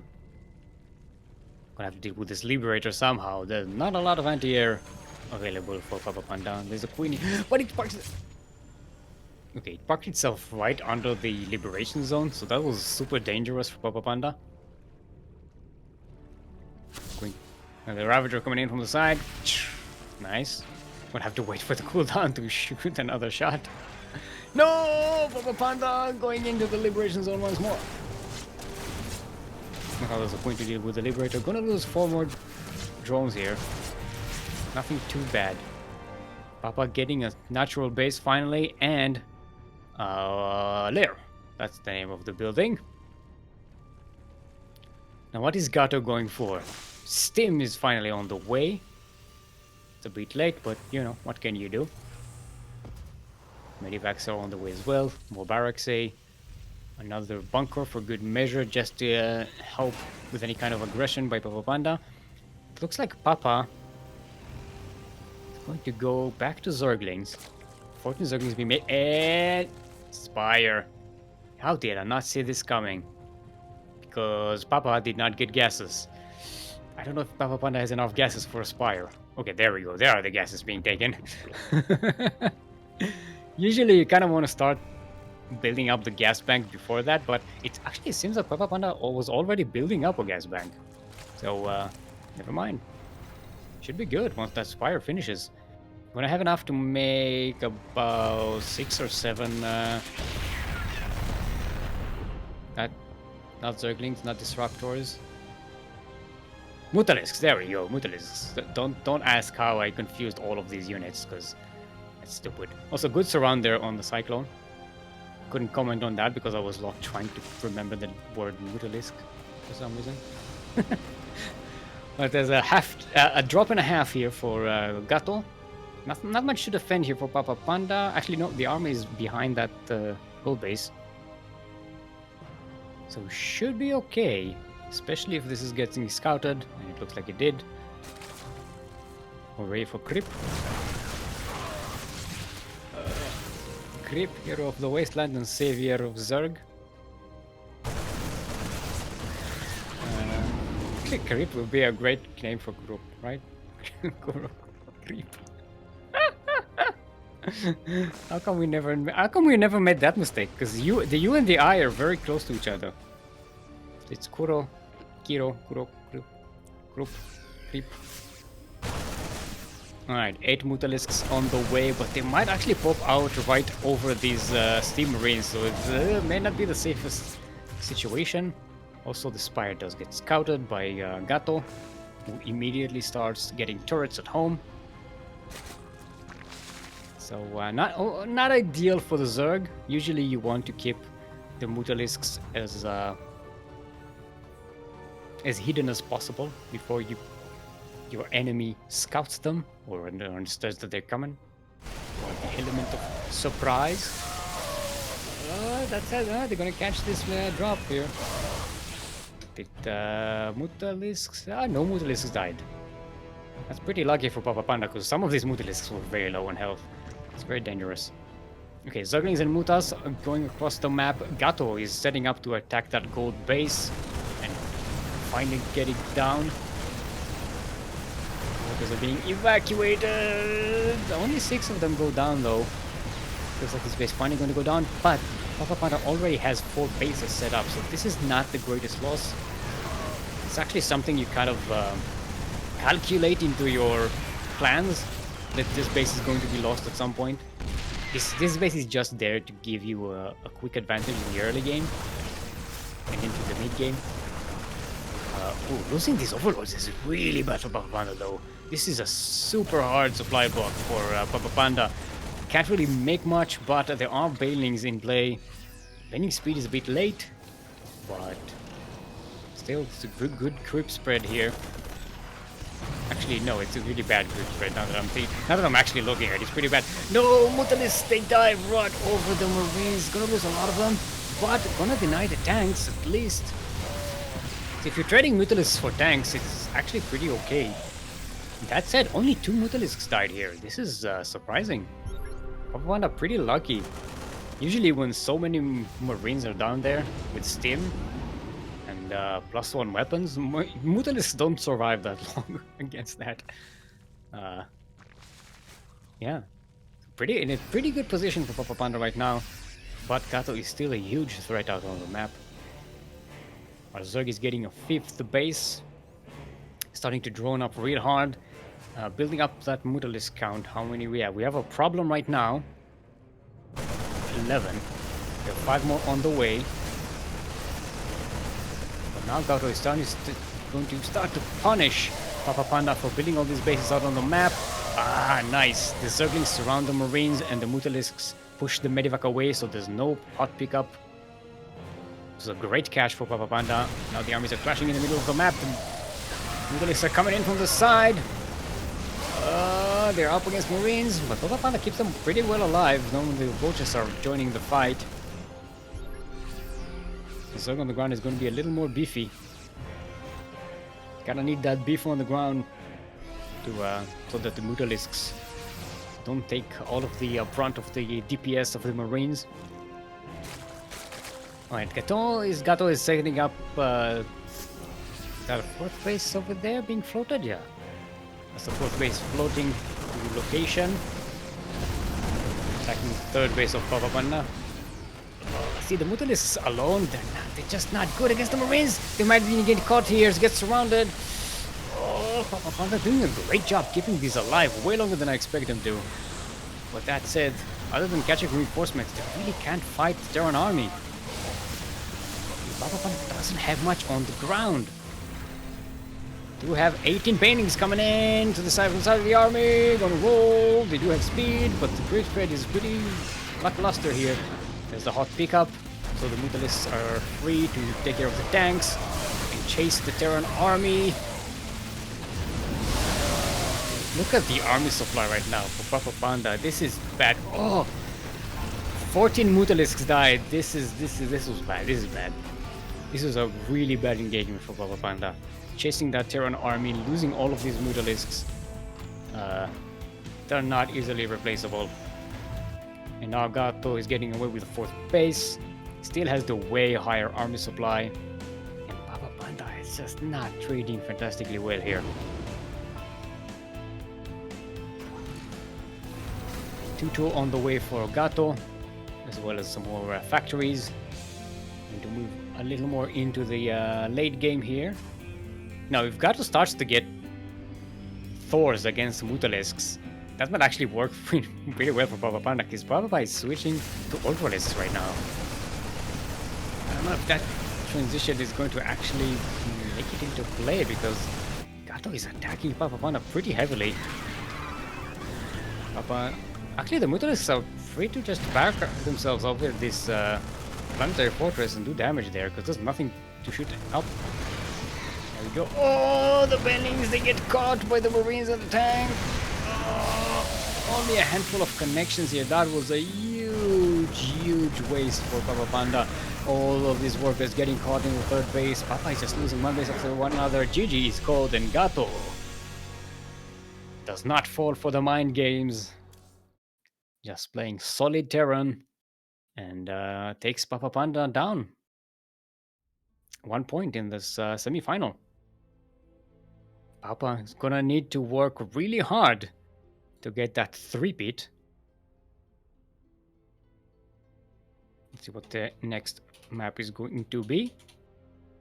As an update, TaggedOnce has won 2-0 versus Noobinator, and will be facing Phayld in the other semi-final. Both of them, the other semi-final is waiting for us, so it will be casted. And our map is Blackburn, otherwise known as Blackburn. LE. It's the United States.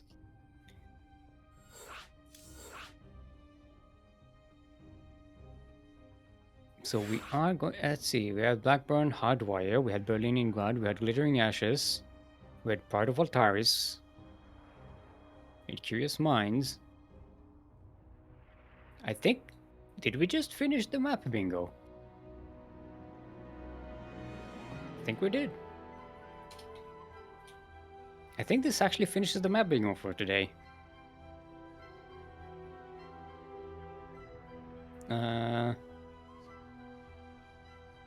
Hardware? What? I'm missing. Oh, we didn't have 2000 atmospheres actually. Yeah, no, map bingo is not finished. Yeah, we do not have 2000 atmospheres here today yet. But it is a pretty popular map with a lot of players, so you know, someone might select it. It's not on the bracket anywhere, but yeah, it's definitely more popular than Blackburn. But this is, of course, the Angry Panda map, so you know it fits Papapanda's brand. If you look at the face there on the map looks like an angry panda. It's very angry. Papapanda is very angry for dropping that map. This is not the Papapanda way. Alright everyone, welcome to Blackburn. LE. We're in the southwest corner of the map, all the way from the land of Taiwan. Current reigning SDO champion. Give it up for our Teal Zerg. Representing Platinum Heroes, it's Papapanda.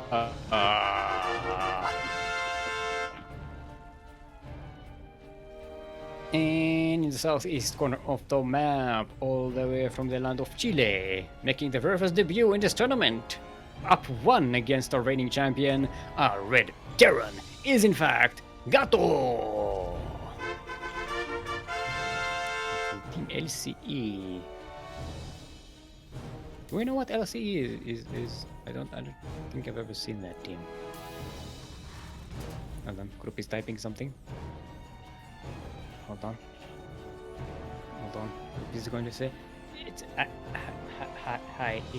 It's actually Latin American Alliance. Okay, thank you. Okay, thank you, group, for that information. Wait, Latin American Alliance? Okay, that's not LCE. I like the icon though. It's like this. This octopus just goes.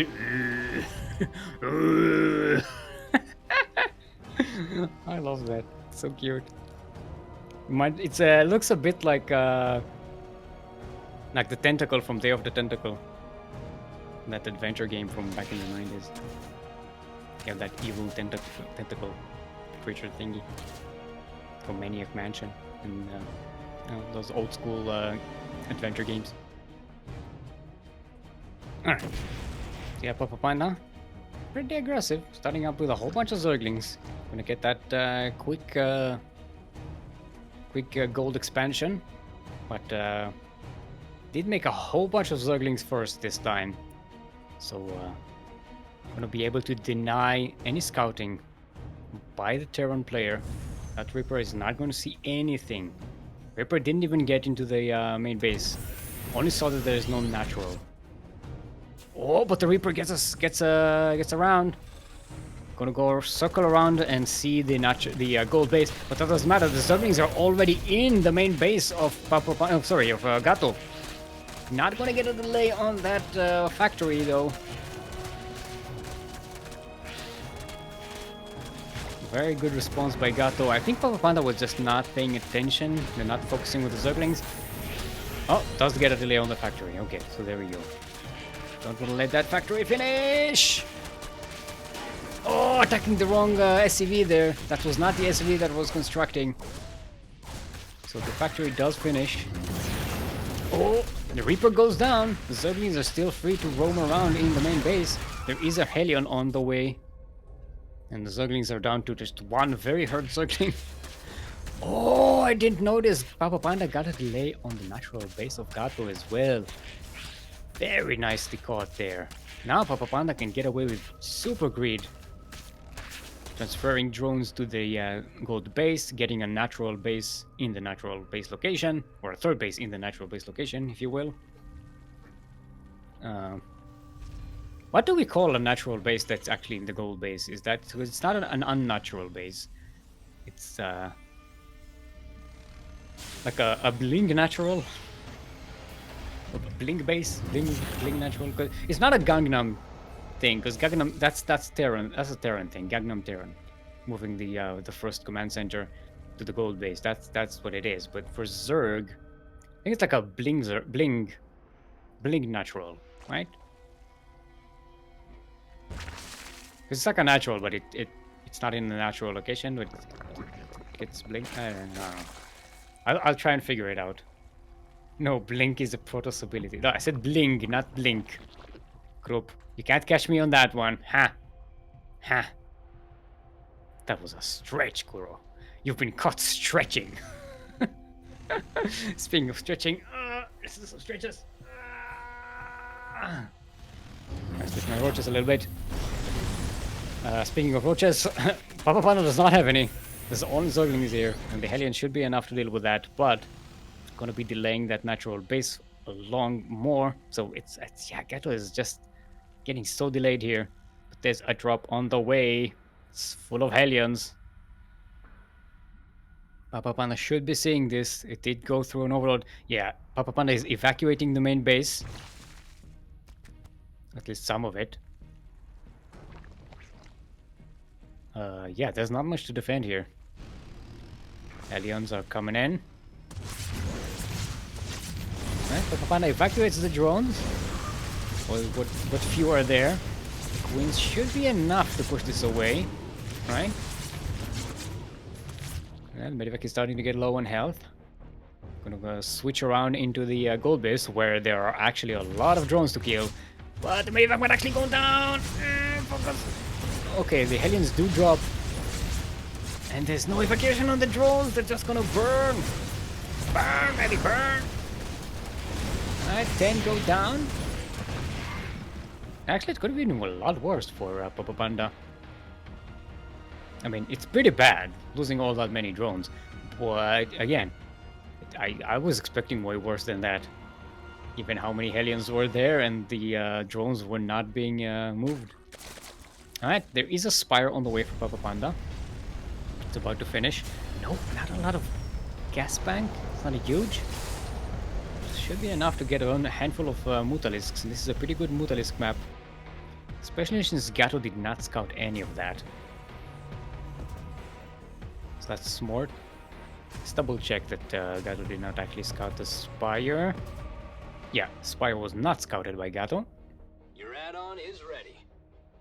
There is an NG bay on the way for GaTo.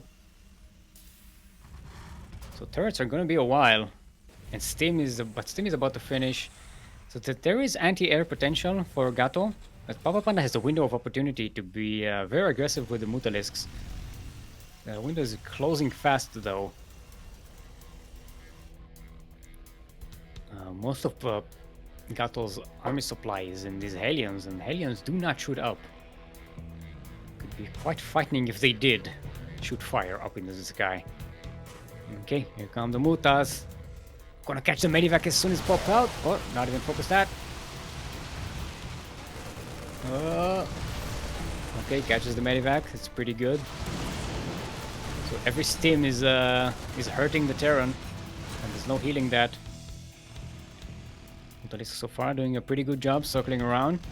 Papapanda hasn't lost a single one yet.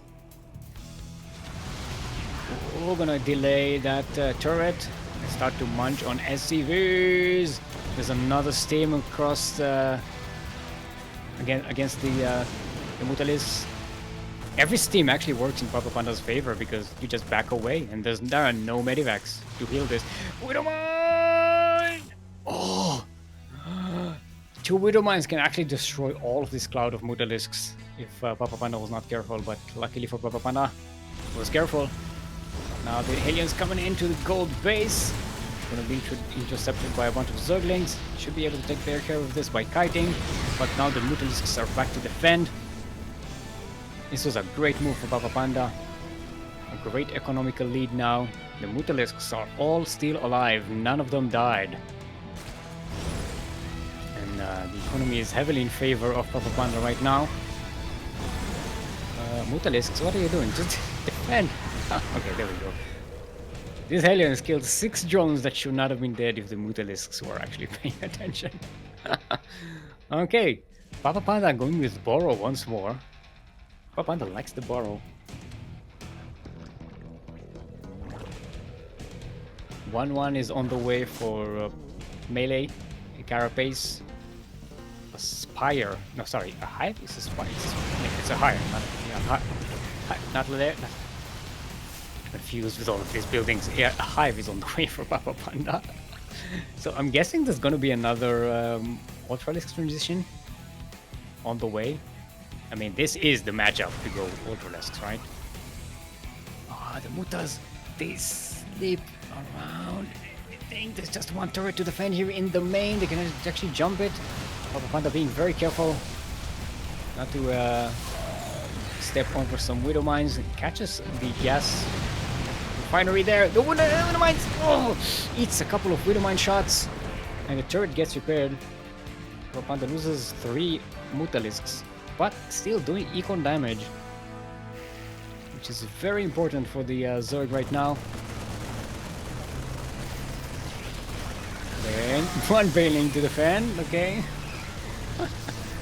Okay, now the Mutas are actually dying to the Marines. This is yeah. The gold base is starting to be undefensible, unfeasible to defend. Papapanda going with infestors. Finally, we're gonna see there's some infestors in action. We haven't seen them yet today.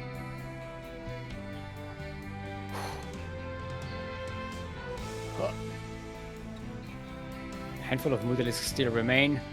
Papapanda going across the map. Slow base. They're waddling so slowly. GaTo going for the counter drop into the third base of Papapanda, and Papapanda brings everything back to defend against this. Oh, the infestors, they get Funara. Oh, one of them goes down. Pathogen glands are about to finish, so only new infestors are actually going to have enough energy to do anything. The Medivac actually picks up everything and gets away. Boost, so oh no, it comes back and the Mutalisks get it.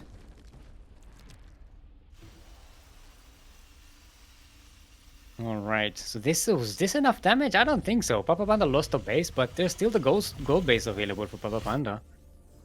So it's not too bad. Still way ahead in worker count. Getting that late game tech. There's the Ultralisk then on the way. This is yeah, GaTo still has the higher army supply, but this could very easily switch once Papapanda gets those Ultralisks. Once the Ultralisk then is finished, just a whole bunch of Ultralisks gonna be made. Can Papapanda buy enough time to get that done though? Ooh, actually getting Ultralisks, Papapanda does. No, sorry, Mutalisks. Replenishing those Muta count. Is that a good idea? There are plenty of Widowmans and Marines. Mutalisks are just not really effective. They're defective, not effective. They're just not what you want with this composition. And GaTo is here. Papapanda has to buy enough time for the Ultralisks to come out. And see, if Papapanda did not make these 3 or 4 Mutalisks, there would be another Ultralisk being made right now. It's just Papapanda wasted all that gas on, you know, units that are not. Oh, so many Bennings died to that one Widowmine shot. The Banes rolled in, but the Banes are all done. Nice fungal there on the Marines, but most of the Banes are still alive. They're very low on health. One more fungal should do it. I like the borrow there. Oh, but the scan comes in. This is a very weak Terran army, but Papapanda doesn't have enough to actually exploit that. Not just yet. Oh, there's a fungal, but it misses.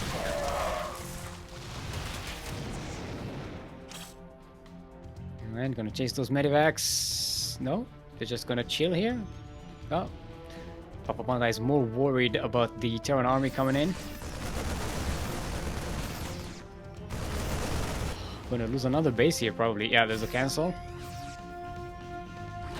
Is that a cancel? I think it was a cancel. Ooh, this is tough. This is rough for Papapanda. If Papapanda can hold on just a little bit longer, should be okay against this Terran. Medivac parks itself right on top of a spore. They're gonna get denied. Papapanda just droned up with 15 more drones, so should be okay to take a few losses here. But Papapanda just not really in the position where the Zerg really wants to be, where you can leverage all of these resources into actionable units. Papapanda is starting to bank, but yeah, you need units. Papapanda just joined up super hard. 16 more pro drones, even. Yeah, Papapanda is just not making army units. This is a huge misjudgment, I think, by Papapanda, because a Terran is constantly making units all the time. The Terran is just constantly making stuff, and a Zerg, if you're behind when the Terran comes, there's not a lot you can do to catch up. Especially if they catch you by surprise. Now the Ultralisks have been exposed. The Terran knows about them. We have a few Liberators out in play. There's a Ghost Academy. No ghosts have been made just yet. But there is that potential. GaTo is now on 4 bases. The 4th base being the gold base. It's actually a bit surprising. I was expecting the 4th base to be the one on the forward position. It's a little easier to defend. You know, you park your army there. It's going to be defensive and aggressive at the same time. Well, the gold base is very vulnerable to surrounds and attacks by the Zerg. So if your army goes to defend the gold, it leaves the natural very open. As so, you see, we have the ships passing each other in the night. The Krypton from Papapanda is not that good on this map right now. So all of these Zerg armies just marching way off creep. Terran sieging above the gold base. And the 4th base there. They're gonna have a bit of a base trade. Papapanda has more bases out on the map right now. Has a bigger bank. But not the bigger army. And remember, the Terran does have medivacs. Actually, that's not a lot of medivacs. So the Terran army isn't going to be as mobile as you kind of want in this kind of situation. But the hive will go down. That's the Zerg tech going away.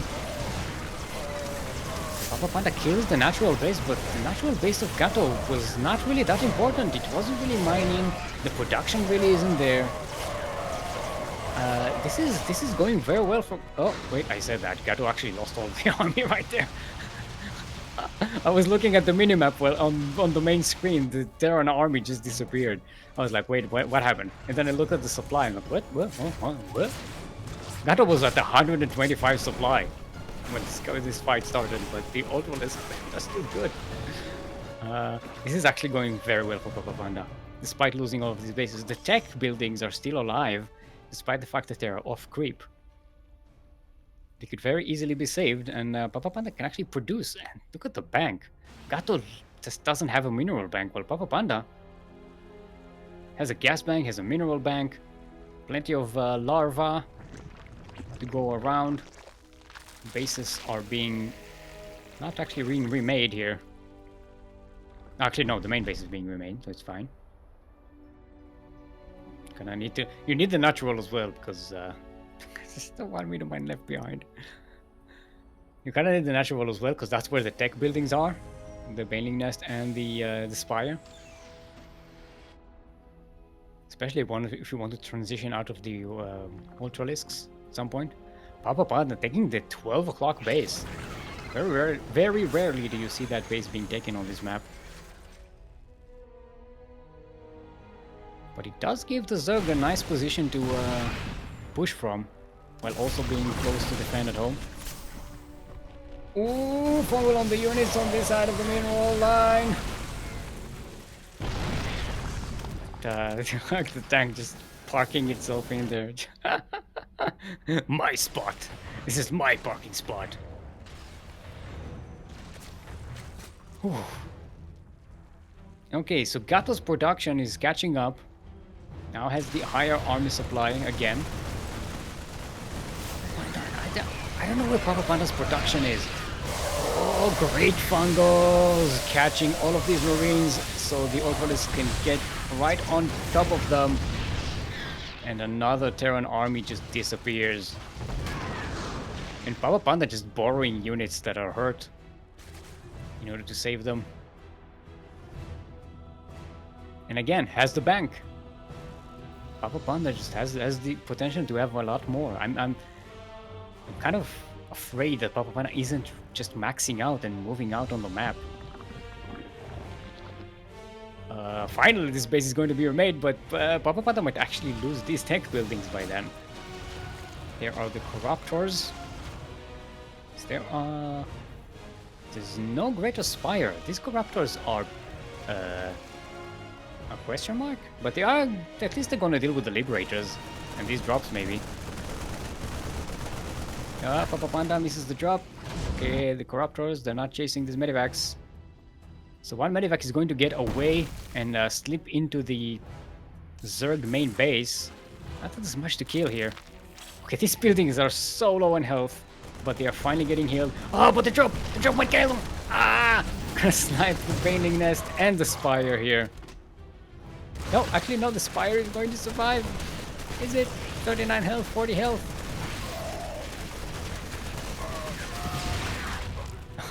The Spire survives.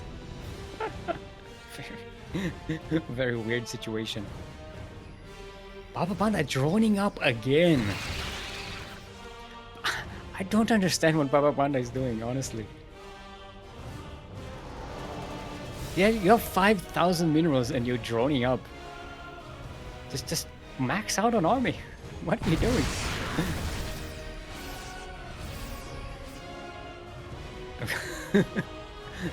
This is a questionable situation. This Terran has been alive longer than I expected, much longer. Also keep in mind, GaTo hasn't really lost any bases this game. Only one orbital command was killed. And now GaTo is actually expanding, getting more bases.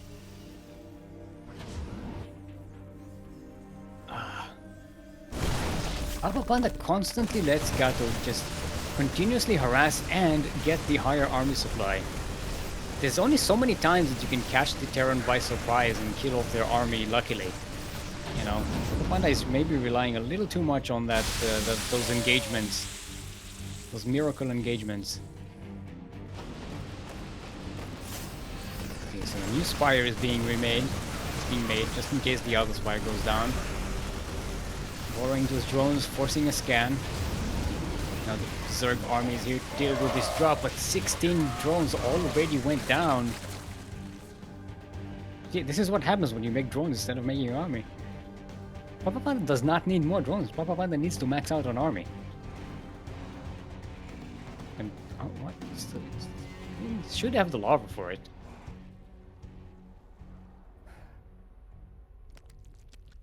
All right. Now, oh, look at that! Now we never see this base being taken. The 6 o'clock base behind the rocks. The Roxy, I'll call it. The Rock, get it? Like the Roxy Hotel. Get it? The Roxy.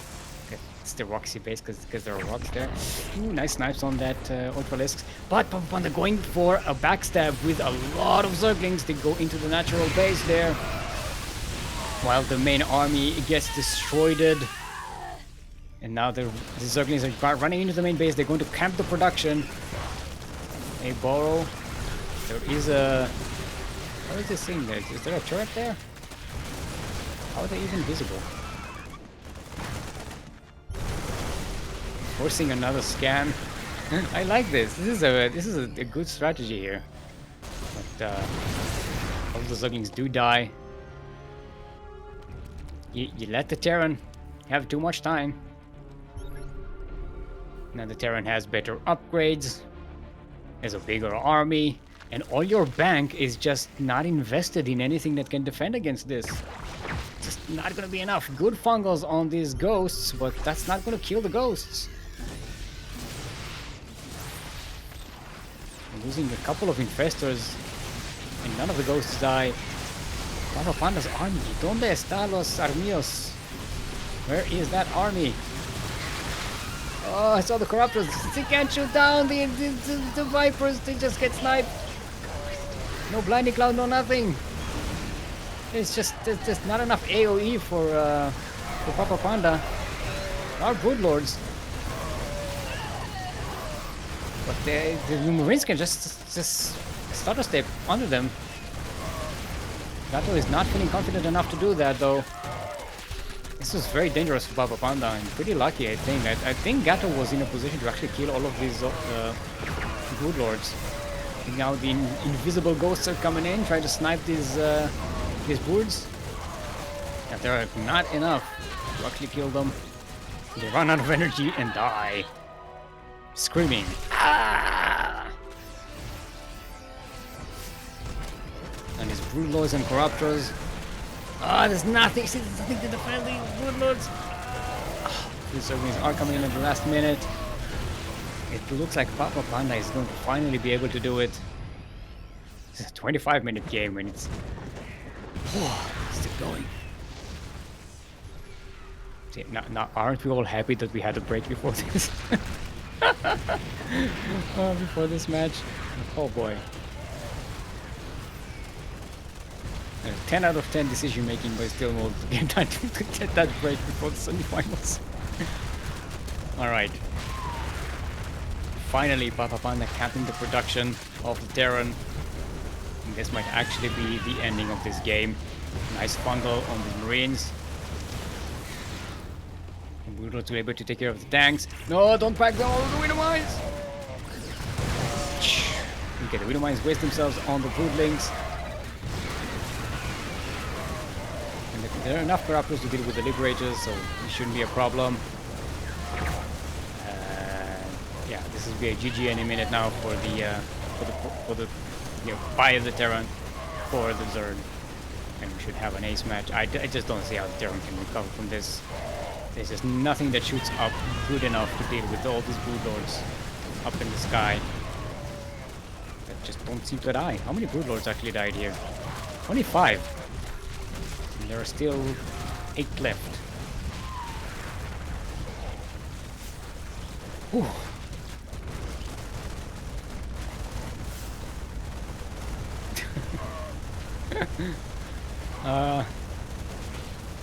There we go. GG is called. Papapanda evens up the score. We have ourselves a sideways 1-1, otherwise known as an ace match. That's right, an ace match. Whew. Let's see what the next map is going to be. As we take a breath here. We'll take this time to tell you about our Patreon page. If you like what you see here, we have a Patreon page. We can help support the CranKy Ducklings in our many endeavors in the StarCraft 2 scene. Exclamation point Patreon in chat will give you that link. If you, Papapanda saying, I blame Potato Plebe. He showed me up and long TVZ and shoes. He shows up in long TVZ and shoes. How dare he stir up the hearts of Terrans? Yeah, I'm not sure Potato Pleb is responsible for this, but you say so. Yeah, it looks like it does look like Papapanda is a bit struggling in the late game, despite the fact that he seems to be really happy getting to the late game. You know, rushing to it. Yeah. Where was I? Yeah, Patreon page. If you pledge to support us on Patreon for $5 per month or more, you get access to our subscribers only chat in Discord. Yes, come and join our Discord. Be a subscriber. You get to hang out with us in chat and, help Yakuzaku with his homework. You get replay packs. That's right, replay packs from the many tournaments that we are organizing. We are really, really hype, especially now with the what's the name of that thing? STC? Sparkling Tuna Cup. Yes. Gonna add some high quality, high level players. Replays. If you want that, go ahead and get that. Hey, look at that! 2,000 atmospheres! And our map bingo is complete! Yay! Woo! Everybody wins. We win absolutely nothing. Yeah. I was happy to finish the map bingo, but yeah, there's no reward for it. Let's see if everybody is prepared. Don't go all the way. They are prepared to go all the way. Let's get to it. Pop, boop, beep, beep, beep, beep, beep, beep, boop, boop, pop. Took this time to hydrate my hydras. I haven't really been drinking since the tournament started, which is a big mistake.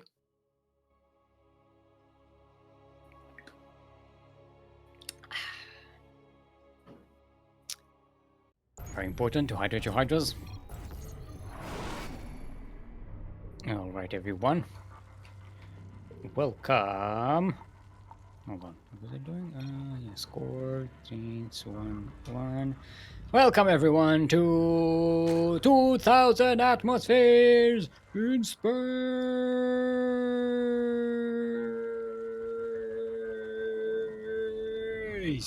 We're in the southwest corner of the map. Current reigning as the O champion 2 times in a row. Our Teal Zerg, representing Platinum Heroes. Currently sideways 1-1 here in the semifinal. Give it up for the greatest nickname in esports, Papapanda.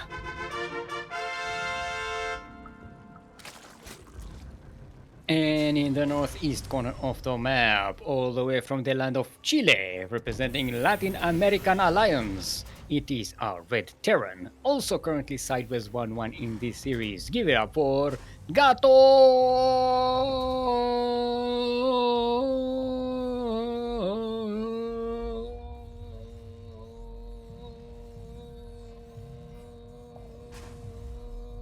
Oh, that's right. I was going for the you know, the Latin American soccer, you know, caster thing, broadcasting. Oh, goal! Get it? It's the thing. Yep.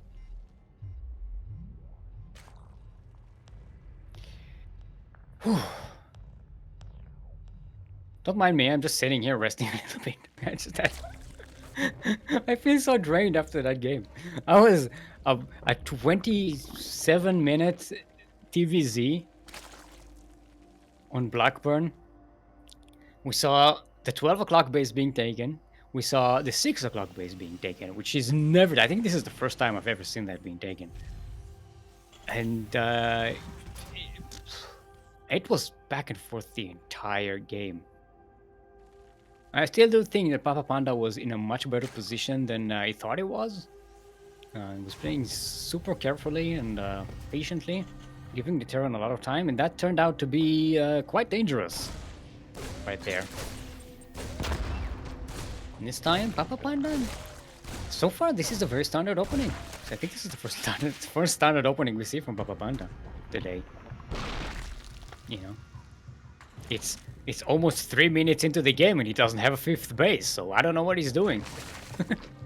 Oh, 2-base Roach! Yes! That's what we're going to be seeing here. 2-base Roach! Rochi. Alrighty. Terran goes for a 1-1-1, so should be okay. Pretty nicely. Gonna have Cyclones to be made. Oh, Papapanda gets the intercept on the Reaper. So not gonna get a scout on that Roach Warren. Very nicely done. Papa plopping along a 3rd base. I don't think Papapanda is going to be using that 3rd base. Papa has not been droning at all. Zergling speed is finished. Roaches are on the way. Papapanda gonna catch that Reaper even before speed finishes. Nicely done. Try to surround him with 4 slow Zerglings. Try to surround him with 4 slow Zerglings. Try to surround him with 4 slow Zerglings early in the morning. That's what we do with the scouting Reaper. That's what we do with the scouting Reaper. That's what we do with the scouting Reaper early in the morning. Hey, hey, hey, and up she rises away, and up he jumps in. I got confused and I started singing the original song instead. Never mind. Papapanda zergling it up right hard. Roaches are marching on the map. I'm assuming these are going to be turned into Ravagers to break the siege. No, not turning into Ravagers, just Roachy. I mean, they are better against the Hellions. Nice deny on that those supply depots. Zerglings are in, getting a surround on these Hellions. The Hellions back away, but the Roaches will be able to chase them. Zerglings are still now working on the supply depots. This will seriously hamper the ability of the Terran to build defenses. Coming in, munching on SCVs. GaTo picking up some of these SCVs, saving them. The mules are left behind. The natural base gets sacked. And the siege will continue. Now the Ravagers are being morphed to try and siege the higher ground. Another supply depot is going to go down. Supply blocking GaTo. Very good start for Papapanda. Actually, Papapanda backing away entirely. Has double expanded, getting a third and a fourth base. Actually, no, that's not technically a double expansion because the third base was already finished before the fourth started. So getting a fourth base is what I mean. GaTo out on the map scouting, trying to see what the oh, actually that's not a scouting, that's a Hellion drop. Yeah, Papapanda intercepts that though. There are a couple of queens here to defend. That should be enough against these Hellions. They do morph into Hellbats. Ducklings coming in to help.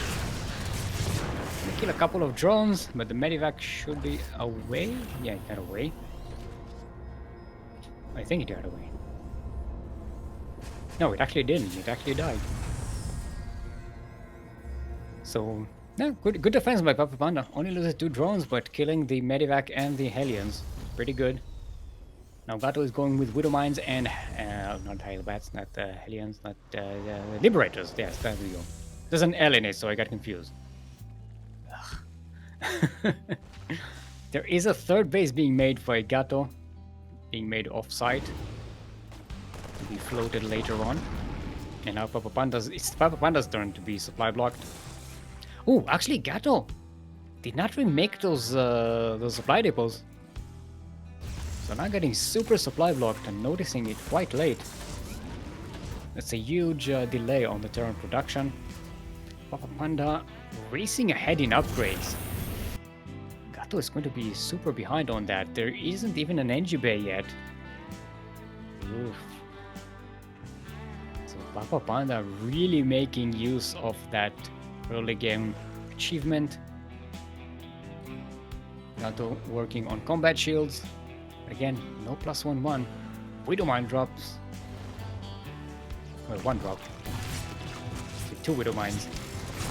And they're gonna dig in. No response from Papapanda. Ooh, nice. Splitting up these drones at the last second. They were targeted. Only losing 3 drones here. This is pretty good. Doesn't quite catch the Medivac or the Widow Mines, but, you know, get a denial of damage is pretty good as well. 4th base is up and running for Papapanda. The Widow Mines are off cooldown. They're not on cooldown. They're all cooldown. Not off cooldown. Gonna kill 4 more drones. But this is pretty good for Papapanda. This is not a lot of damage. You can take it. Actually, oh, this is the natural, not the 4th base. GaTo actually scout the 4th base, yes. Yes, it was scouted. GaTo going in for a marine drop. Double marine drop, as you do. Now, Papapanda is getting banelings. Baneling speed is only a quarter of the way done. It's gonna be difficult to defend this, but there is a decent creep spread. It's an okay creep spread. Enough to actually catch this drop before it does damage. The Papapanda's army is not in position to intercept this. Okay. Marines are charging in. Banelings don't have speed, they're late to the party. But the Marines have to get picked up and go away. 5 drones do go down though.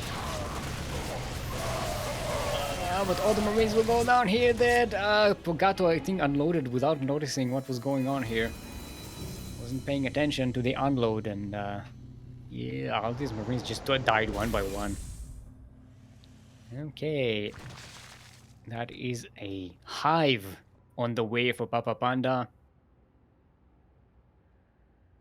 I'm assuming this is going to go into Ultralisks again, right?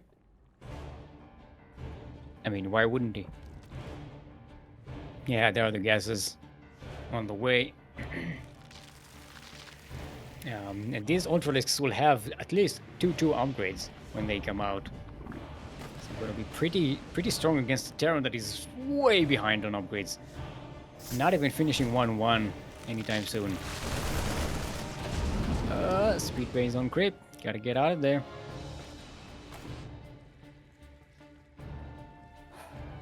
Alright, Hive about to finish. He's catching that overseer. Hang on. Gotta readjust my chair here. So I'm gonna stretch my roaches a little bit. Right, another drop coming in. Gonna get intercepted by the army of Papapanda. Papapanda double expanding once more to 6 bases. GaTo getting a lot more barracks here. Gonna ramp up the Terran production finally once that third base is set up and running and fully mining. Three upgrades already starting for Papapanda.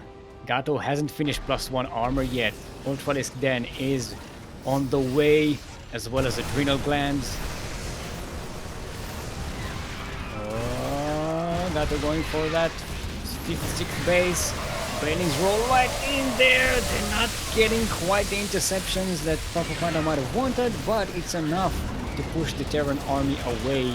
This was costly for Papapanda, but remember, Papapanda doesn't really care about losing units right now. Papapanda cares about pushing the Terran long enough for the Ultralisks to come out. One thing that worries me is that Papapanda hasn't really been banking gas.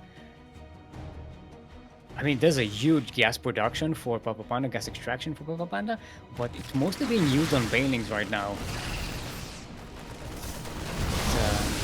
It's spent on trying to buy time for these Ultralisks. And I know, time is in China and he already has a team and you really can't afford hiring him, so, you know, it's a difficult situation. But still, you want to try and buy time, even if you can't afford it. 4 Ultralisks on the way.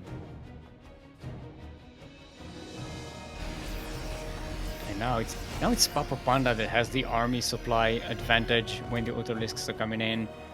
Definitely has the worker advantage. Has been trading much better than in the previous games.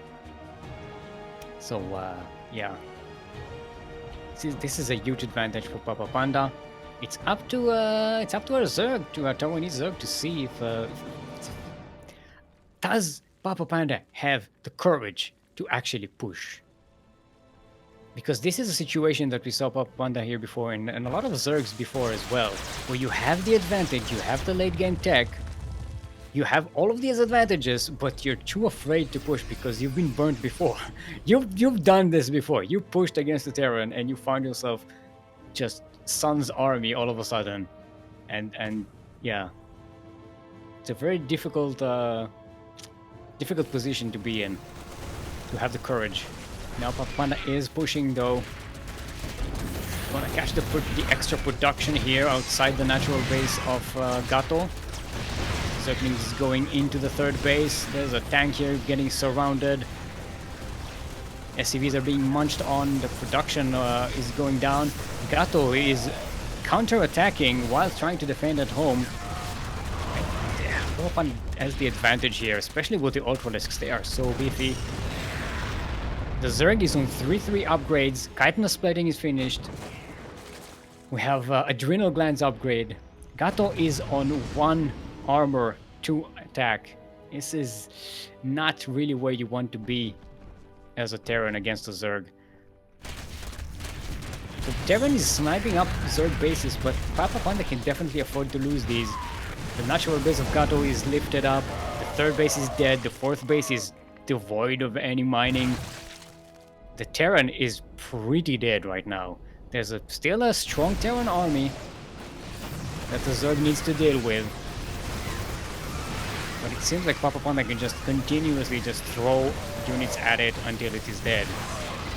Now, if this was Maru playing here, I might have given the Terran a chance to come back, but you know, GaTo's been playing fantastically well today.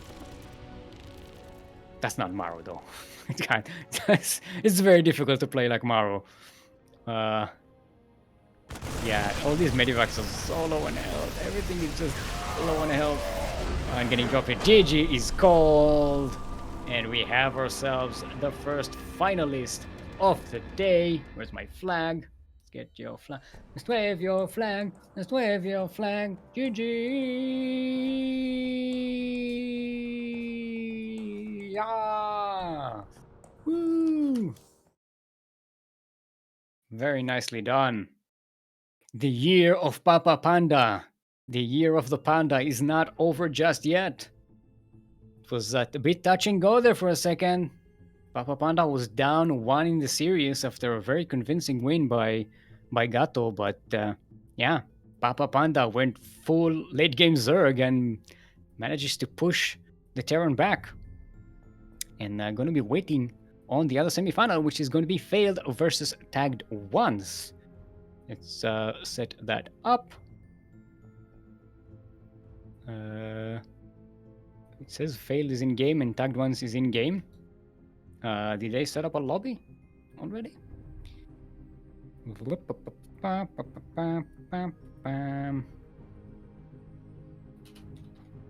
Next semifinal. They might already have a lobby for us.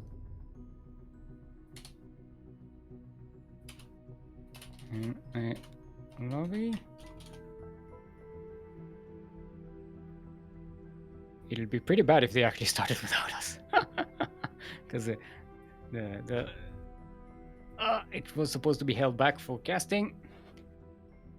In the meantime, let's hydrate our hydras. I can't reach my water. Okay, there we go. So it's all the way over there on the chair.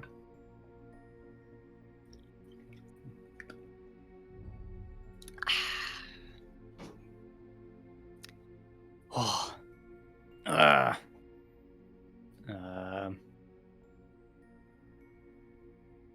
I'm assuming they're just watching the stream. That's why they don't know yet that it's over. Let's remove everyone else from the party.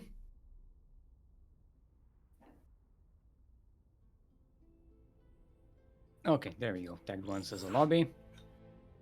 Just join that. What? Group? Why you cancel? No, let's go. Come on. There we go. Whew. Oh, whoa, wait a minute. Group! This is ZVZ all the way. Casters ready. Ready you. Casters ready.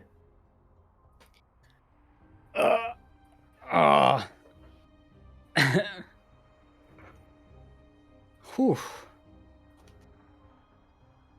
Very nicely, very nice to see Papapanda back to his form.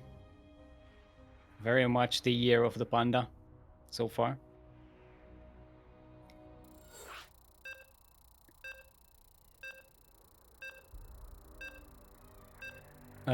What does FX? What team does FXB stand for? Friends with benefits? What? Well, it wasn't that. It was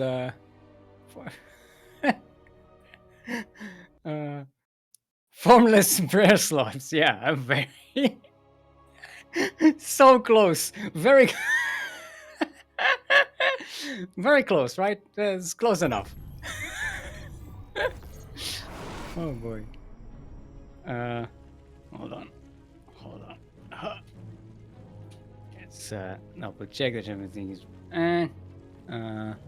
I did open up. Where's the TaggedOnce I have? So I have the information. There we go. All right, everyone.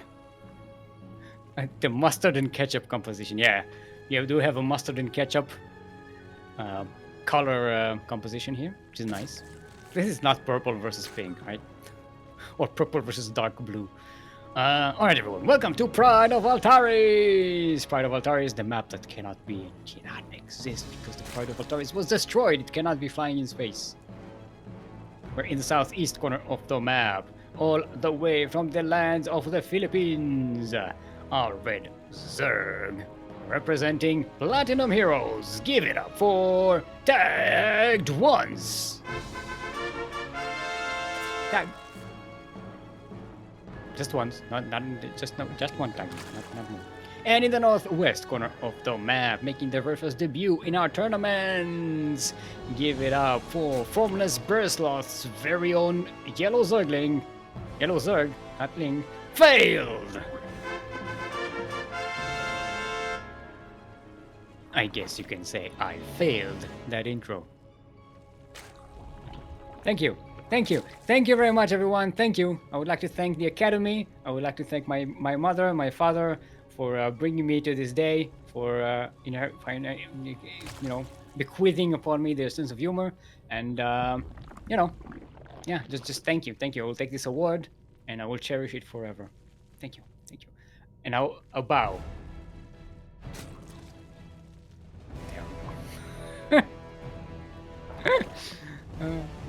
I love this puppet.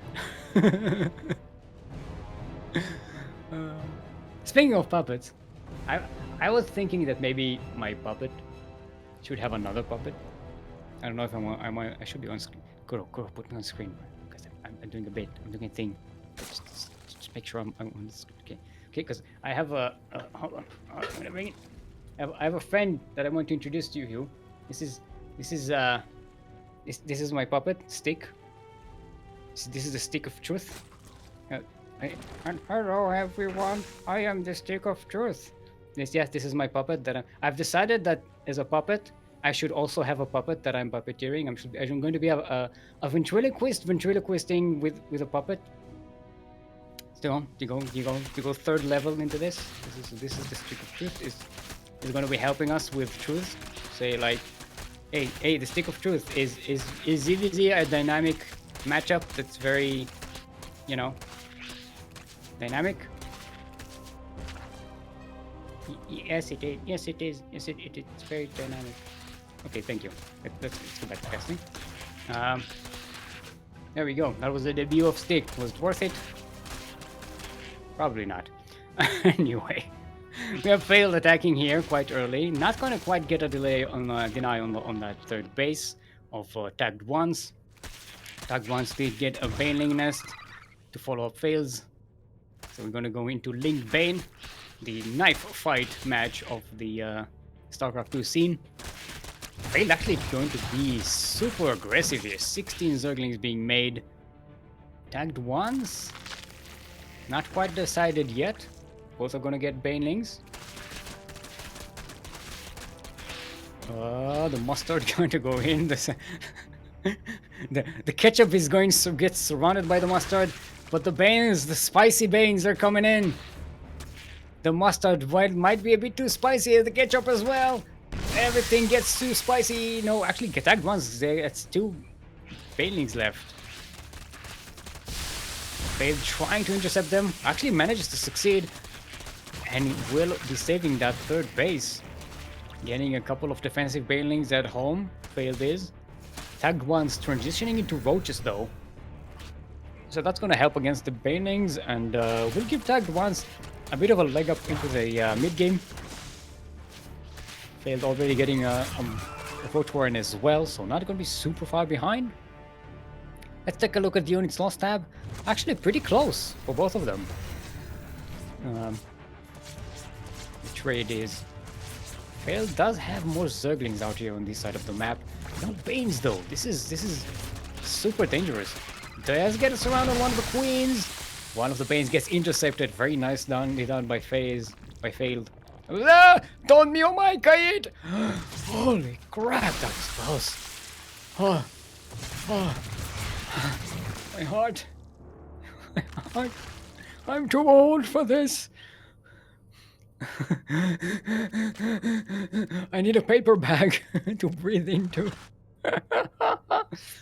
Oh boy. Okay, relax.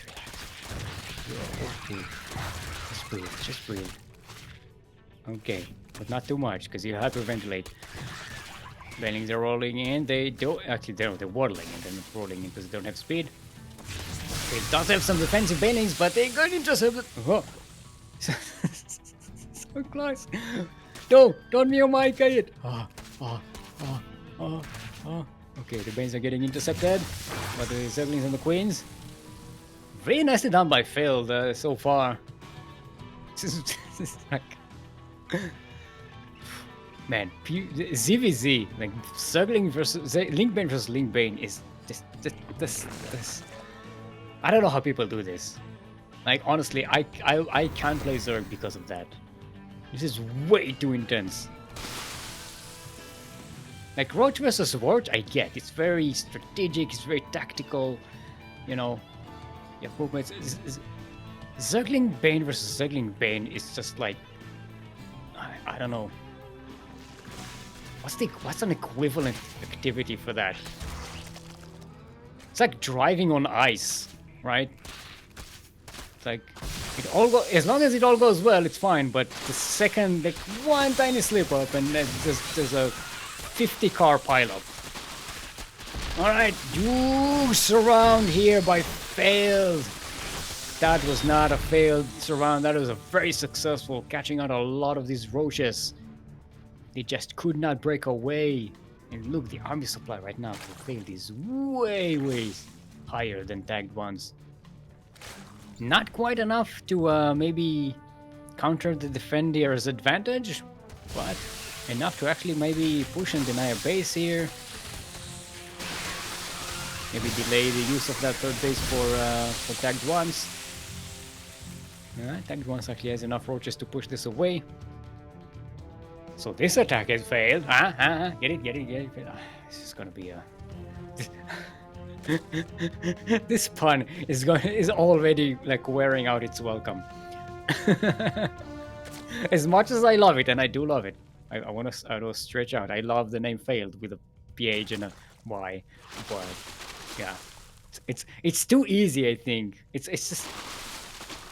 It's beneath me, I think. It's beneath... I count myself as a connoisseur of puns, and this is way too easy.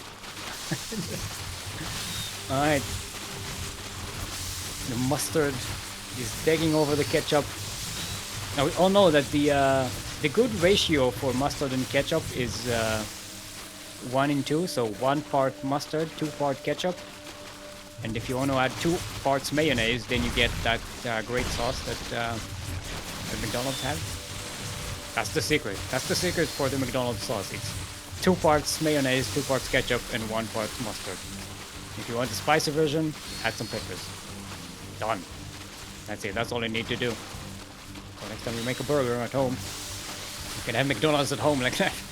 We just mix it up right. But it feels like Phayld doesn't want to listen to that formula because there's way too much mustard on this hot dog. And not enough ketchup. The worker evacuation gets caught. GG is called and Phayld will take game number 1 of this semi-final. Very nicely done. Quality ZVZ. Alrighty then. I'm assuming they're going to start their own lobby, right? So I don't have to intervene for a change. The fuck is a macas sauce?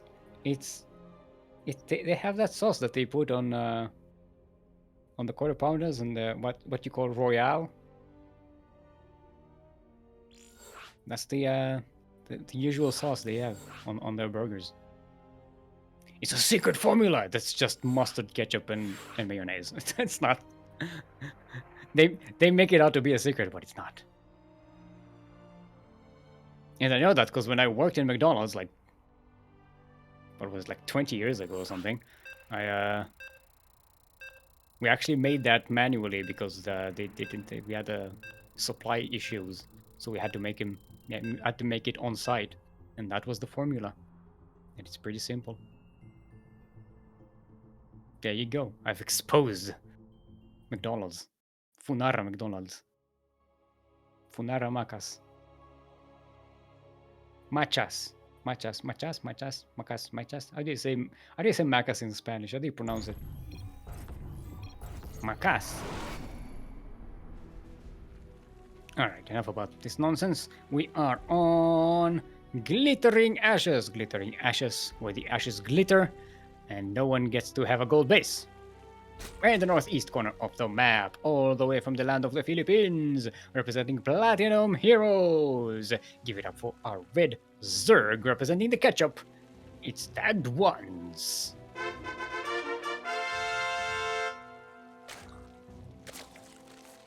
And in the southwest corner of the map, our yellow Zerg representing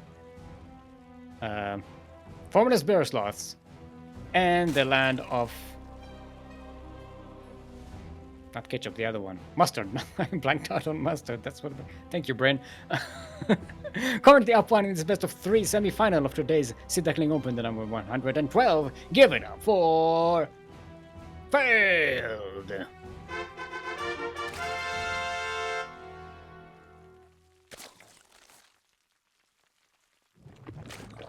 I wanted to say something.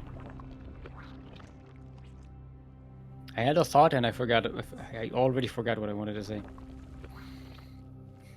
See, now I'm hungry. I'll just talk about ketchup and mustard. Now I'm hungry. I'm like, I can smell mustard right now. It's weird. Maybe it's the sun. I'm having a stroke or something, but yeah. All right, so we do have ZVZ here, all the way through. We have Papapanda waiting in the finals. This was the ZVZ heaven. At least we got to see a Protoss today, right? That was nice. So we had a Protoss for a change. Is this where Papa plays off risk? Kuro is asking. I don't think so. I think Papa is out to win. This is yeah, getting the 3-peat. Also, Papapanda in ZVZ. I don't think Papapanda will hate ZVZ. He's pretty good at it. Alright, both players going with a pure mirror build here. Going into that Zergling speed. I'm assuming Bendingness is about to follow. Because, you know, link bend, as you do. Hold on. Take this break. Inactivity to get myself a little bit hydrated.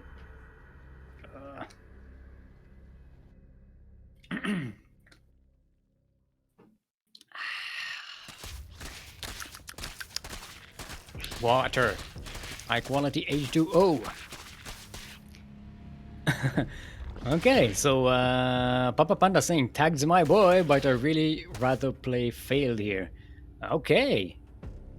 Okay, so we know who Papapanda is rooting for. Against the team kill. Papapanda does not want to go for the team kill. I don't know if that's sporting or not sporting, because you're not cheering for your teammate on the one hand, but you're also like, you know how well your teammate is playing, so you kind of don't want to face them. Alright, Phayld is going with a quick Roach Warren, while Tagged is going for the Bailing Nest. Tagged trying to get some damage on that hatchery, but nice surround by the mustard, sorry. Ketchup and mustard. I love that color combination. I love this. The forces of ketchup and the forces of mustard. Who will win in the sandwich? Get it? Because when they sandwich one another, they're part of the sand. Oh, that was a good joke, and I messed it up by bringing it up too early. This is my brain is going fully aqua right now. Alright, Banelings roll in! Remember, Phayld does not have Banelings. And the roaches are not out yet. And Banelings going to the mid line, only 5 kills. This could have been a lot worse for Phayld. But more Banelings are rolling in from the side. The roaches are not quite ready yet. Oh, another good Baning connection here. The Zerglings are running into the main base. The roaches are out. Zerglings gonna get away, a few of them. So TaggedOnce knows that the roaches are out. Did some decent damage. TaggedOnce getting a Roach Warren off their own. An extra gas as well. So what is Phayld going to do? Is Phayld going to just try and attack before TaggedOnce is ready? Does Phayld even know that TaggedOnce is not ready? Phayld does not have a lot of good vision on what TaggedOnce has in their base. So TaggedOnce going for a lair along with roaches, so roach speed is going to be much quicker for TaggedOnce. Going into... Actually, no, wait, I was wrong. Phayld already has roach speed on the way. I didn't notice that Phayld already had a lair. I get my apologies for not analyzing the game properly. That's what happens when your brain is an idiot. Alright, Ducklings come in here. But Phayld brings the roaches back to try and surround them. Not quite getting a snipe on that Roach Warren. Nice attempt by TaggedOnce. But it failed. Get it? It failed.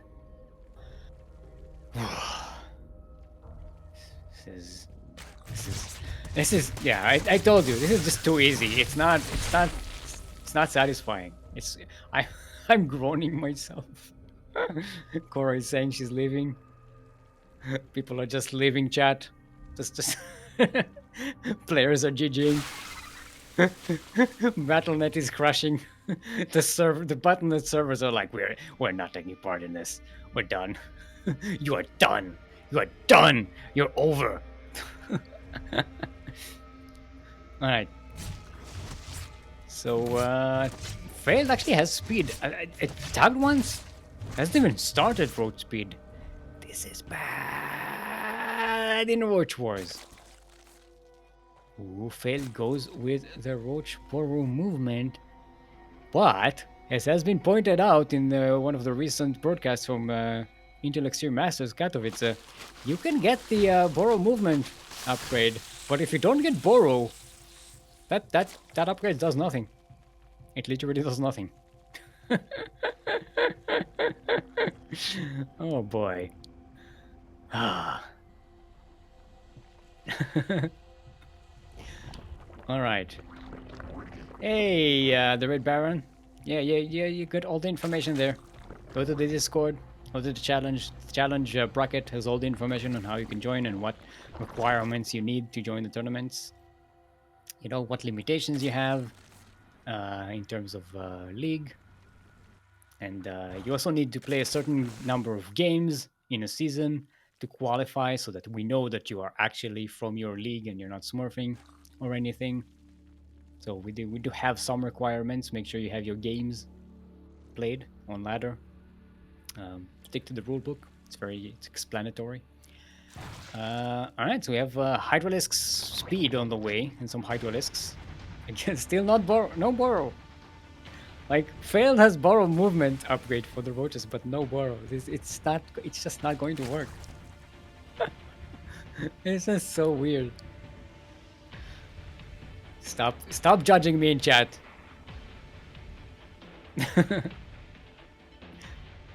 Stop judging me.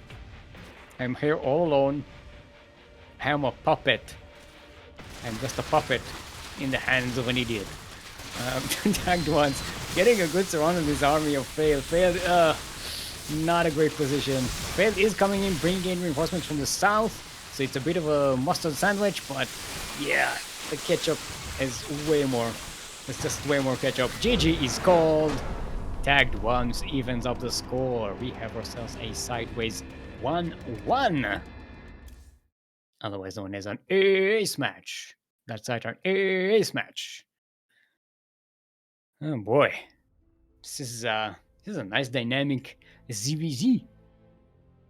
That's how we like to see it. How we like to Z it, huh? Yeah, get it? ZVZ. You see? Do you see what I did there? Do you see what I did there? I'm going to sleep.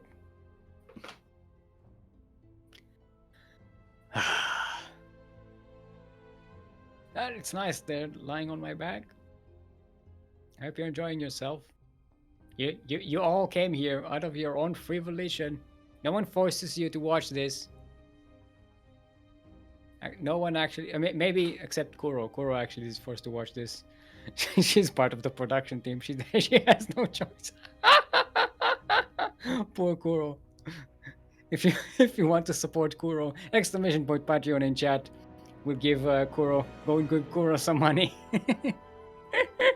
She has to suffer through this every week. Please go and support group.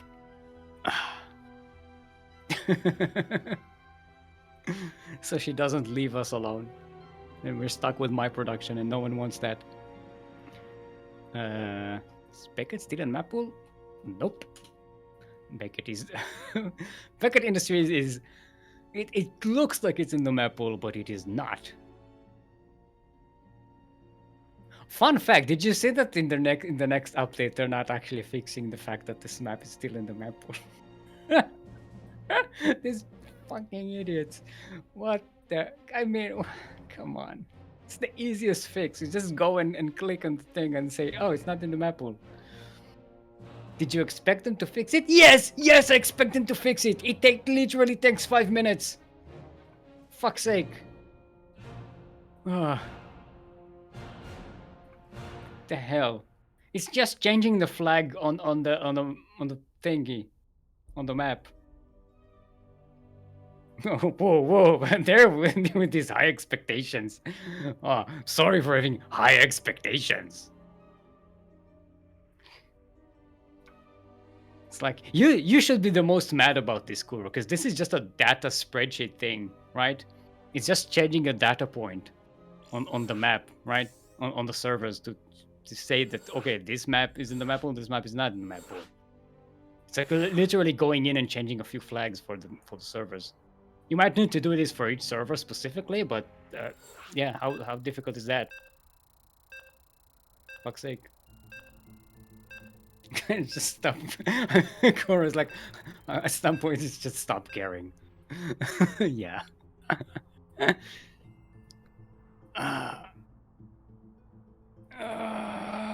Stretch. Some stretches. Yeah, some stretches. It's very difficult to stay at this peak physical condition. So this entire tournament.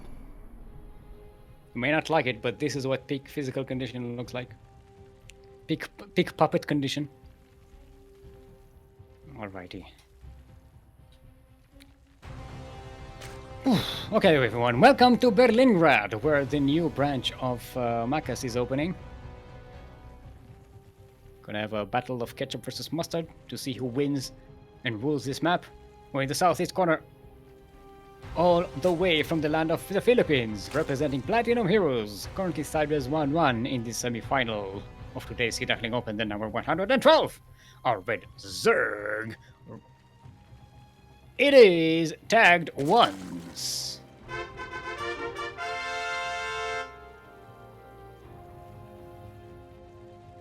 And in the northwest corner of the map, all the way from... Actually, I don't know. I didn't ask. Representing Formulous Bear Sloths and the land of mustard, it is our yellow Zerg. Give it up for Phayld.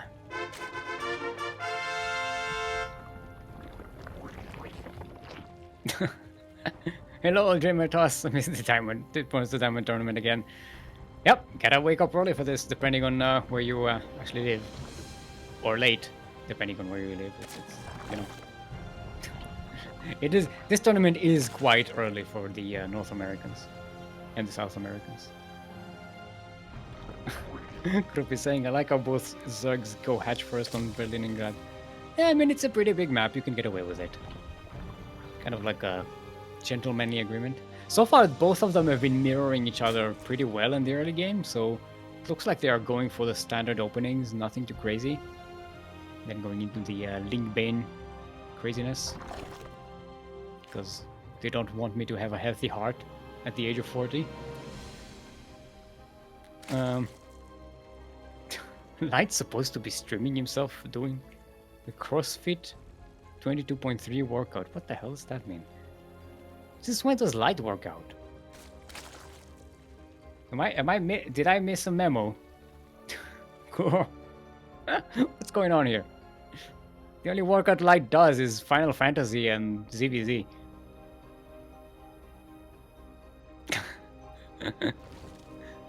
Alright. Phayld is out on the map. Koro saying, since when do you believe anything for sure is said? Yes, it's for sure is not right. For sure is not the truth. Alright, Phayld gonna get some damage on this hatchery. Tagged once. Should have enough to defend this. A few more Zerglings are on the way. Both of them going for the Zergling nest. Sorry, the Baneling nest. The Zergling nest is this pool is not a nest. They don't have a nest. They have a pool.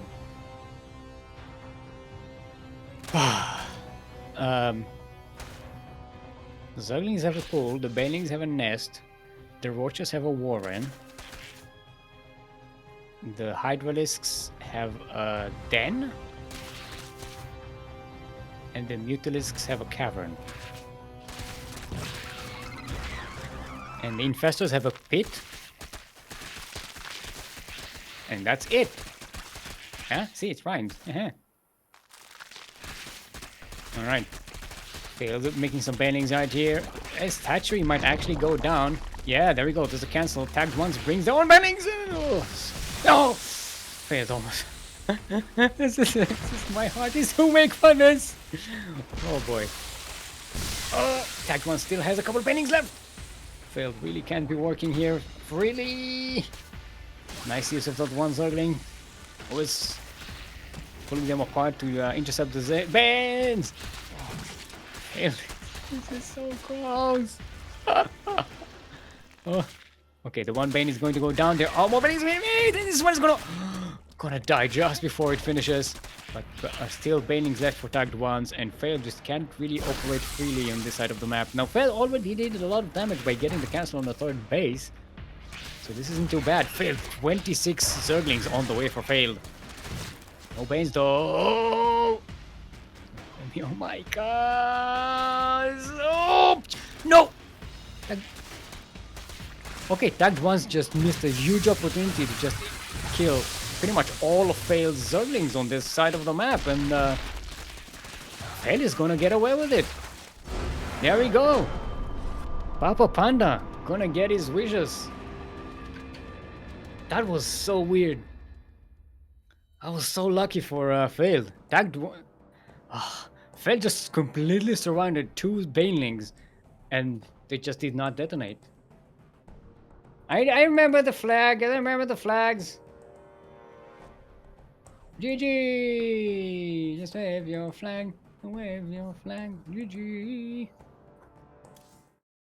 Wait, did I say Mutalisks have a cavern? I meant Ultralisks. You know what I meant. I meant Ultralisks, not Mutalisks. It's easy to confuse them.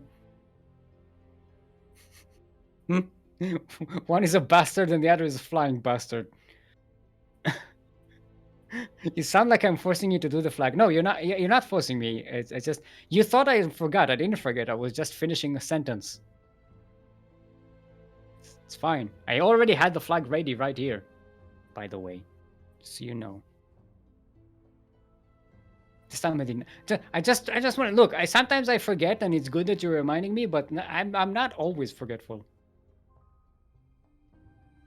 Grandpa, do it again. Fine, I'll do it. Okay. Just forcing me to wave flags around here at my age. All right, everyone. So we have ourselves a final match between Papapanda and Phayld. A nice ZVZ here, or a PvP, man. Papapanda versus PvP. Stupid joke.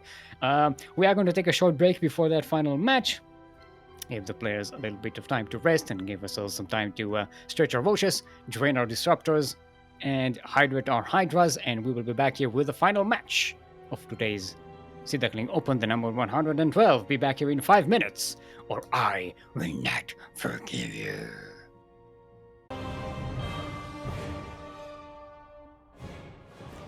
And we are back. Hope you enjoyed those duct tapes. We have our final match already set up here. It's going to be Papapanda versus Phayld. We do have a change of setting, since it's pretty late for Phayld. Phayld is from New Zealand, apparently. It's 2:30 a.m. Both players have decided that they are going to go for a best of 3 match instead of a best of 5. They've cleared it up with the admins, and yeah, we're going to have a best of 3 final, which is fine if both players agree. We're going to have a Switch server with server Australia, and then SG, and then Australia. So it's going to be as fair as we can. I'm assuming it's going to be a quick match, because, you know, ZVZ. But you never know. This Papapanda we're talking about here. Alright, everyone. Welcome to the final match of today's Sea Duckling Open, the number 112. Where we are on Curious Minds in a best of 3 match in the southeast corner of the map. All the way from the land of New Zealand, representing foamless bear sloths. Not friends with benefit, apparently. It is our yellow Zerg. Give it up for Phayld.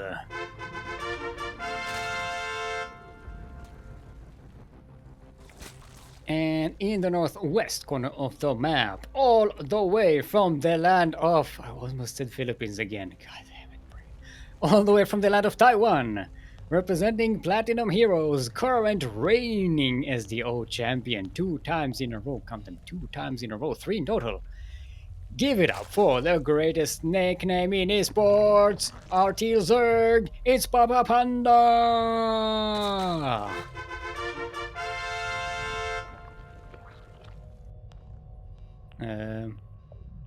Yeah, RJ Skater, MSO is going to be next week. We are switching between MSO and SDO, Master Swan Open, and Sea Duckling. Oh, wait, hold on. Failed. Task failed successfully. This is not where a hatchery should be. Yeah, this is a pretty forward hatchery. No, Papapanda did scout this and immediately put down. Oh no, that's not banning nest. That's a pool. It's what's supposed to be there. It does mean that Phayld will be able to produce units way closer, but I don't know about that. I don't know about that, mate. This is and Papapanda should be prepared for this. Oh, Papapanda is droning up. Hold on. Is Papapanda reading this right or wrong? I mean, the hatchery is pretty far away, so it's not really a spine push. I mean, I'm a bit flabbergasted. I've never seen this before, but I'm happy to see that someone is paying Papapanda with his own medicine, giving him his own medicine, like weird games. All right, Papapanda putting out some spines. Out of the queen here, preventing the surround using the drones. They're coming in though. Phayld is trying to be a little more aggressive here, but the spines will go up. Actually, no, one of them does get cancelled. Papapanda being very frugal. There starts the baneling nest for Phayld. Papapanda's baneling nest not on the way just yet. That's a cheese. Oh, it's a cheese. It's a neon cheese. Oh, nice surround on one of the queens here. Phayld manages to take her down. The spine gets uprooted and immediately gets surrounded. But the wall is now a wall. The Zerglings are kind of trapped here. The spine does go down. There's not a lot to defend here for Papapanda. There's one queen. But this Evo chamber is getting low on health. And Papapanda might actually need to cancel this. Ooh, nice backstab there by Papapanda. Actually Phayld brings all the Zerglings back home to deal with this. Very nicely done by Papapanda. This buys Papa a lot of time. Now the banelings are being morphed. Papapanda does not have banelings, but spines are on the way. One of them at least should be finished by the time this attack starts. Hopefully, they're very close. There are a couple of queens at the back. There are Zerglings at the back as well, waiting. I don't know if this is enough banelings to take down the Evo chamber. And you do get sniped by the spine and the queen. They don't quite destroy the Evo Chamber. The wall is still a wall.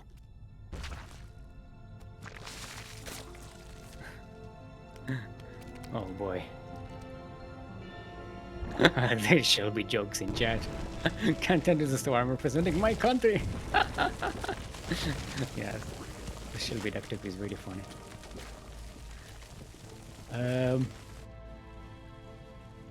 Alright, well, where is Phayld going on with this? Well, this is a chalkboard. Yeah, exactly. I was saying, yeah, a little. It didn't quite work. Now, Phayld is free to expand from here on out. Papapanda is kind of stuck on 2 bases. I'm guessing. Oh, he's getting more guesses. He could actually go into Dubas Muta from here, right? Pretty safely. Huh? Papapanda started Burrow, cancelled Burrow, and started a lair. Yeah, there we go. Huh. I like it. Papapanda is running the Zerglings on patrol on the east side of the base, getting ready for a drop. Because Papapanda knows there's no way into the natural base, right? So a drop is pretty much the only sneak around. So gotta be ready for that. Papa is getting roaches. For the Papa roaches. Yeah, I made that joke last week, right? Or last SDO, didn't I? Papa roach.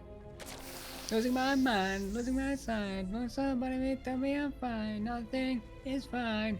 Nothing alright. I'm running and I'm crying. I think this is Papa Roach, right? I haven't. I asked the same question last SDO, and I still haven't actually checked. This is not important enough information. Ooh, it's gonna be Nidus. Oh yes, look at the butt. Look at the butt. Yeah. Yeah, Papapanda gonna use it. There are 2 avenues for attack here. There are 2 overlords in beyond the natural and the main base of Phayld. He's not expecting this. Phayld does have the units back home though, but it's gonna be roaches, so the banelings aren't gonna be as effective.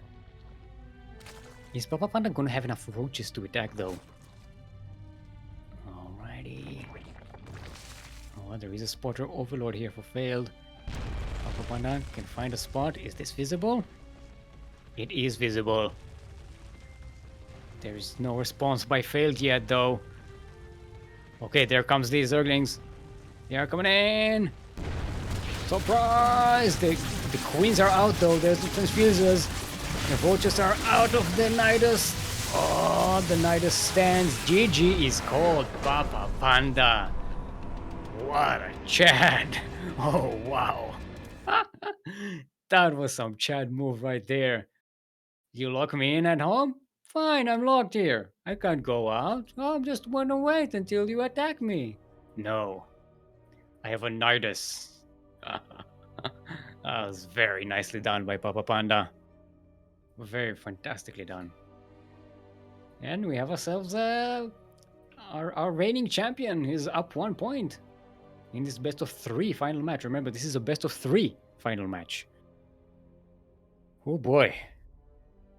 Let's see what the next map is going to be. We already finished the map bingo, so we're good. No need to stress about which map is going to be next.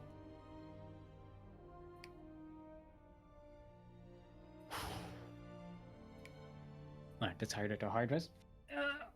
Let's switch. I always put the water so far away from me, so.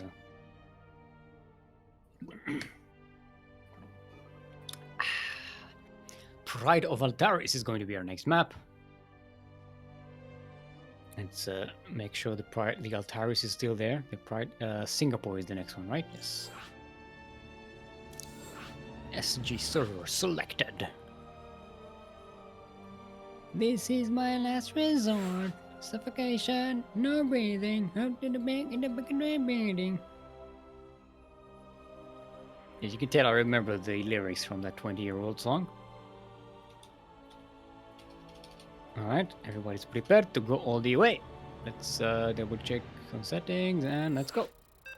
Boop, beep, beep, beep, beep, beep, beep, beep, beep, This is my last resort. This is my last resort. Night, the Sinidas, no queens, and don't give a approach if I jump to the main base breathing. I tried to make it into a song, but it didn't work. No, look, not every joke I make is going to work, okay? And Corey is saying, I literally know one Papa Roach song, and it's this one. Yeah, this is their famous song. I don't think that none of their other songs really made it big. Oh, it's not this one. Okay. Which one do you know, Krupp? Please share with the audience. As we are on Pride of Altaris, the map that should not be. And she's saying, yeah, again, if you're saying, then maybe you don't really know the Papa Roach song, right? No matter what, I got your back. I don't know the title. So you don't know the song. Please. It's literally the definition of you don't know the song. In the southeast corner of the map. No, I'm not accepting it. This is the information fairy as Phayld. I haven't listened in like 8 years. Well, you know, get your nostalgia listening for your old mixtapes. I don't know. People do it these days. In the southeast corner of the map, all the way from the land of New Zealand, representing formless bear sloths, making it all the way to the finals in their very first debut in our tournaments. Give it up for our yellow Zerg. It is Phayld. Successfully. And in the northwest corner of the map, the greatest nickname in esports, representing Platinum Heroes and the land of Taiwan, the 2 times in a row, SDO champion, current reigning champion, the Teal Zerg, it's Papapanda.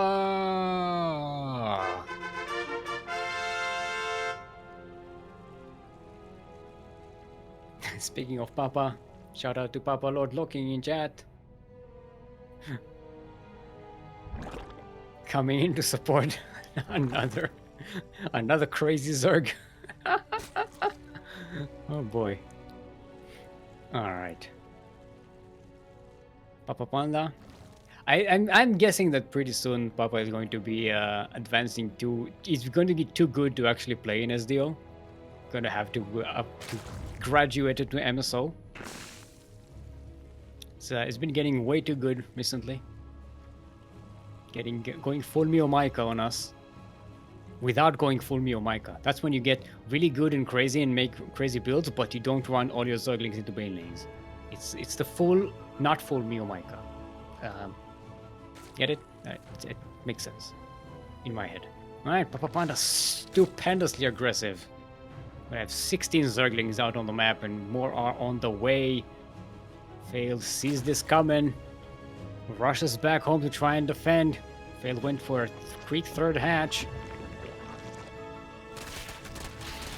Alright, the wall is a wall, but it won't hold for long. The queen comes in. There we go, the Zerglings are in, surrounding the queen immediately. The spine is not going to finish, probably. Gonna get surrounded. There we go. There's a cancel on it. Actually, no, that was a kill. That was a kill on the spine, not a cancel. GG is called. And there we go. Gotta get my flag. It was a quick final match. Even for a best of 3, that was pretty quick. And GG! Yeah, just wave your flag. Just wave your flag. GG! I'm waving my flag. I'm waving my flag. It's a flag. Stop getting stuck in my mouth.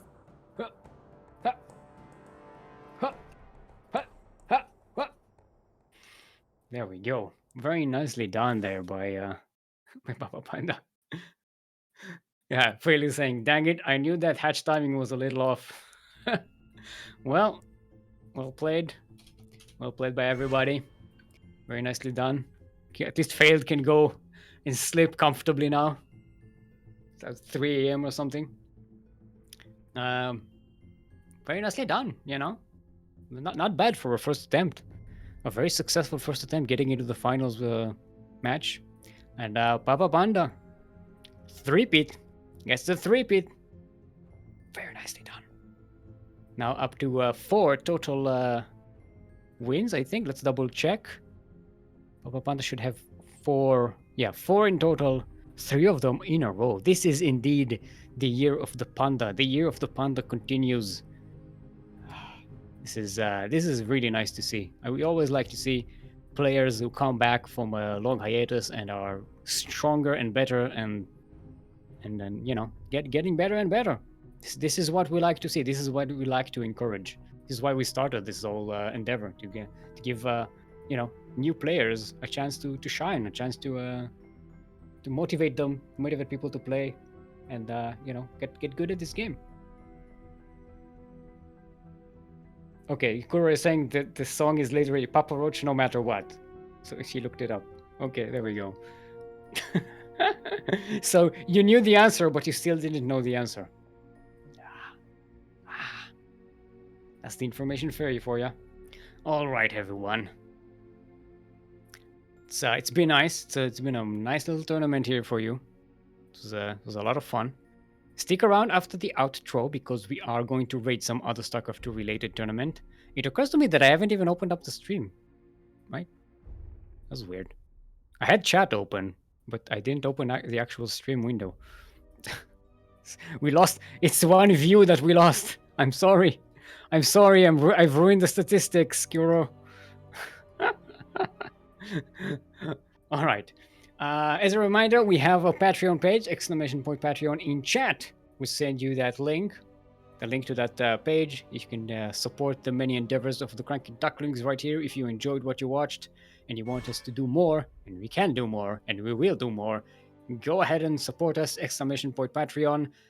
If you pledge to support us with $5 per month or more, you get access to our subscribers only chat in Discord and replay packs. That's our replay packs from the many professional tournaments that we are either organizing or involved in any way, and we have permission to share, like Sparkling Tuna Cup, which has some high-level players from Korea. We got Beyond, we got True, we had I'm blacking out. Who played last week that was really high? I'm blacking out on the name. I can look it up. Never mind, it'll take too long. Keen, yes, Keen. There we go, the Keen. The lean, mean Keen machine. Keen won the last tournament. If you want some replays, some high-level replays from that tournament, !Patreon in chat. Go and support us or subscribe right here for the CranKy Ducklings channel on Twitch. It's great benefits. And yeah, our next broadcast is going to be... where are we? Hold on. It's going to be in 11 hours or so. It's going to be Copa Hyperion right here on the CranKy Ducklings. It's going to be casted by Light, and but actually I have no idea who's casting the Light on tournaments these days. So I've been informed that we are going to be raiding Dastan after this outro is finished. So get your raids ready. What am I forgetting? Okay, all right. Thank you, Live VIP, the supplier of the prize money and admin for today. If you want to support Light VIP's supply of the prize money, !Patreon. I'll continue repeating this until you acquiesce and give us money. Thank you, Kuro, otherwise known as 16 Squats on Seki. She was your observer / producer / streamer for today and information fairy, even though she,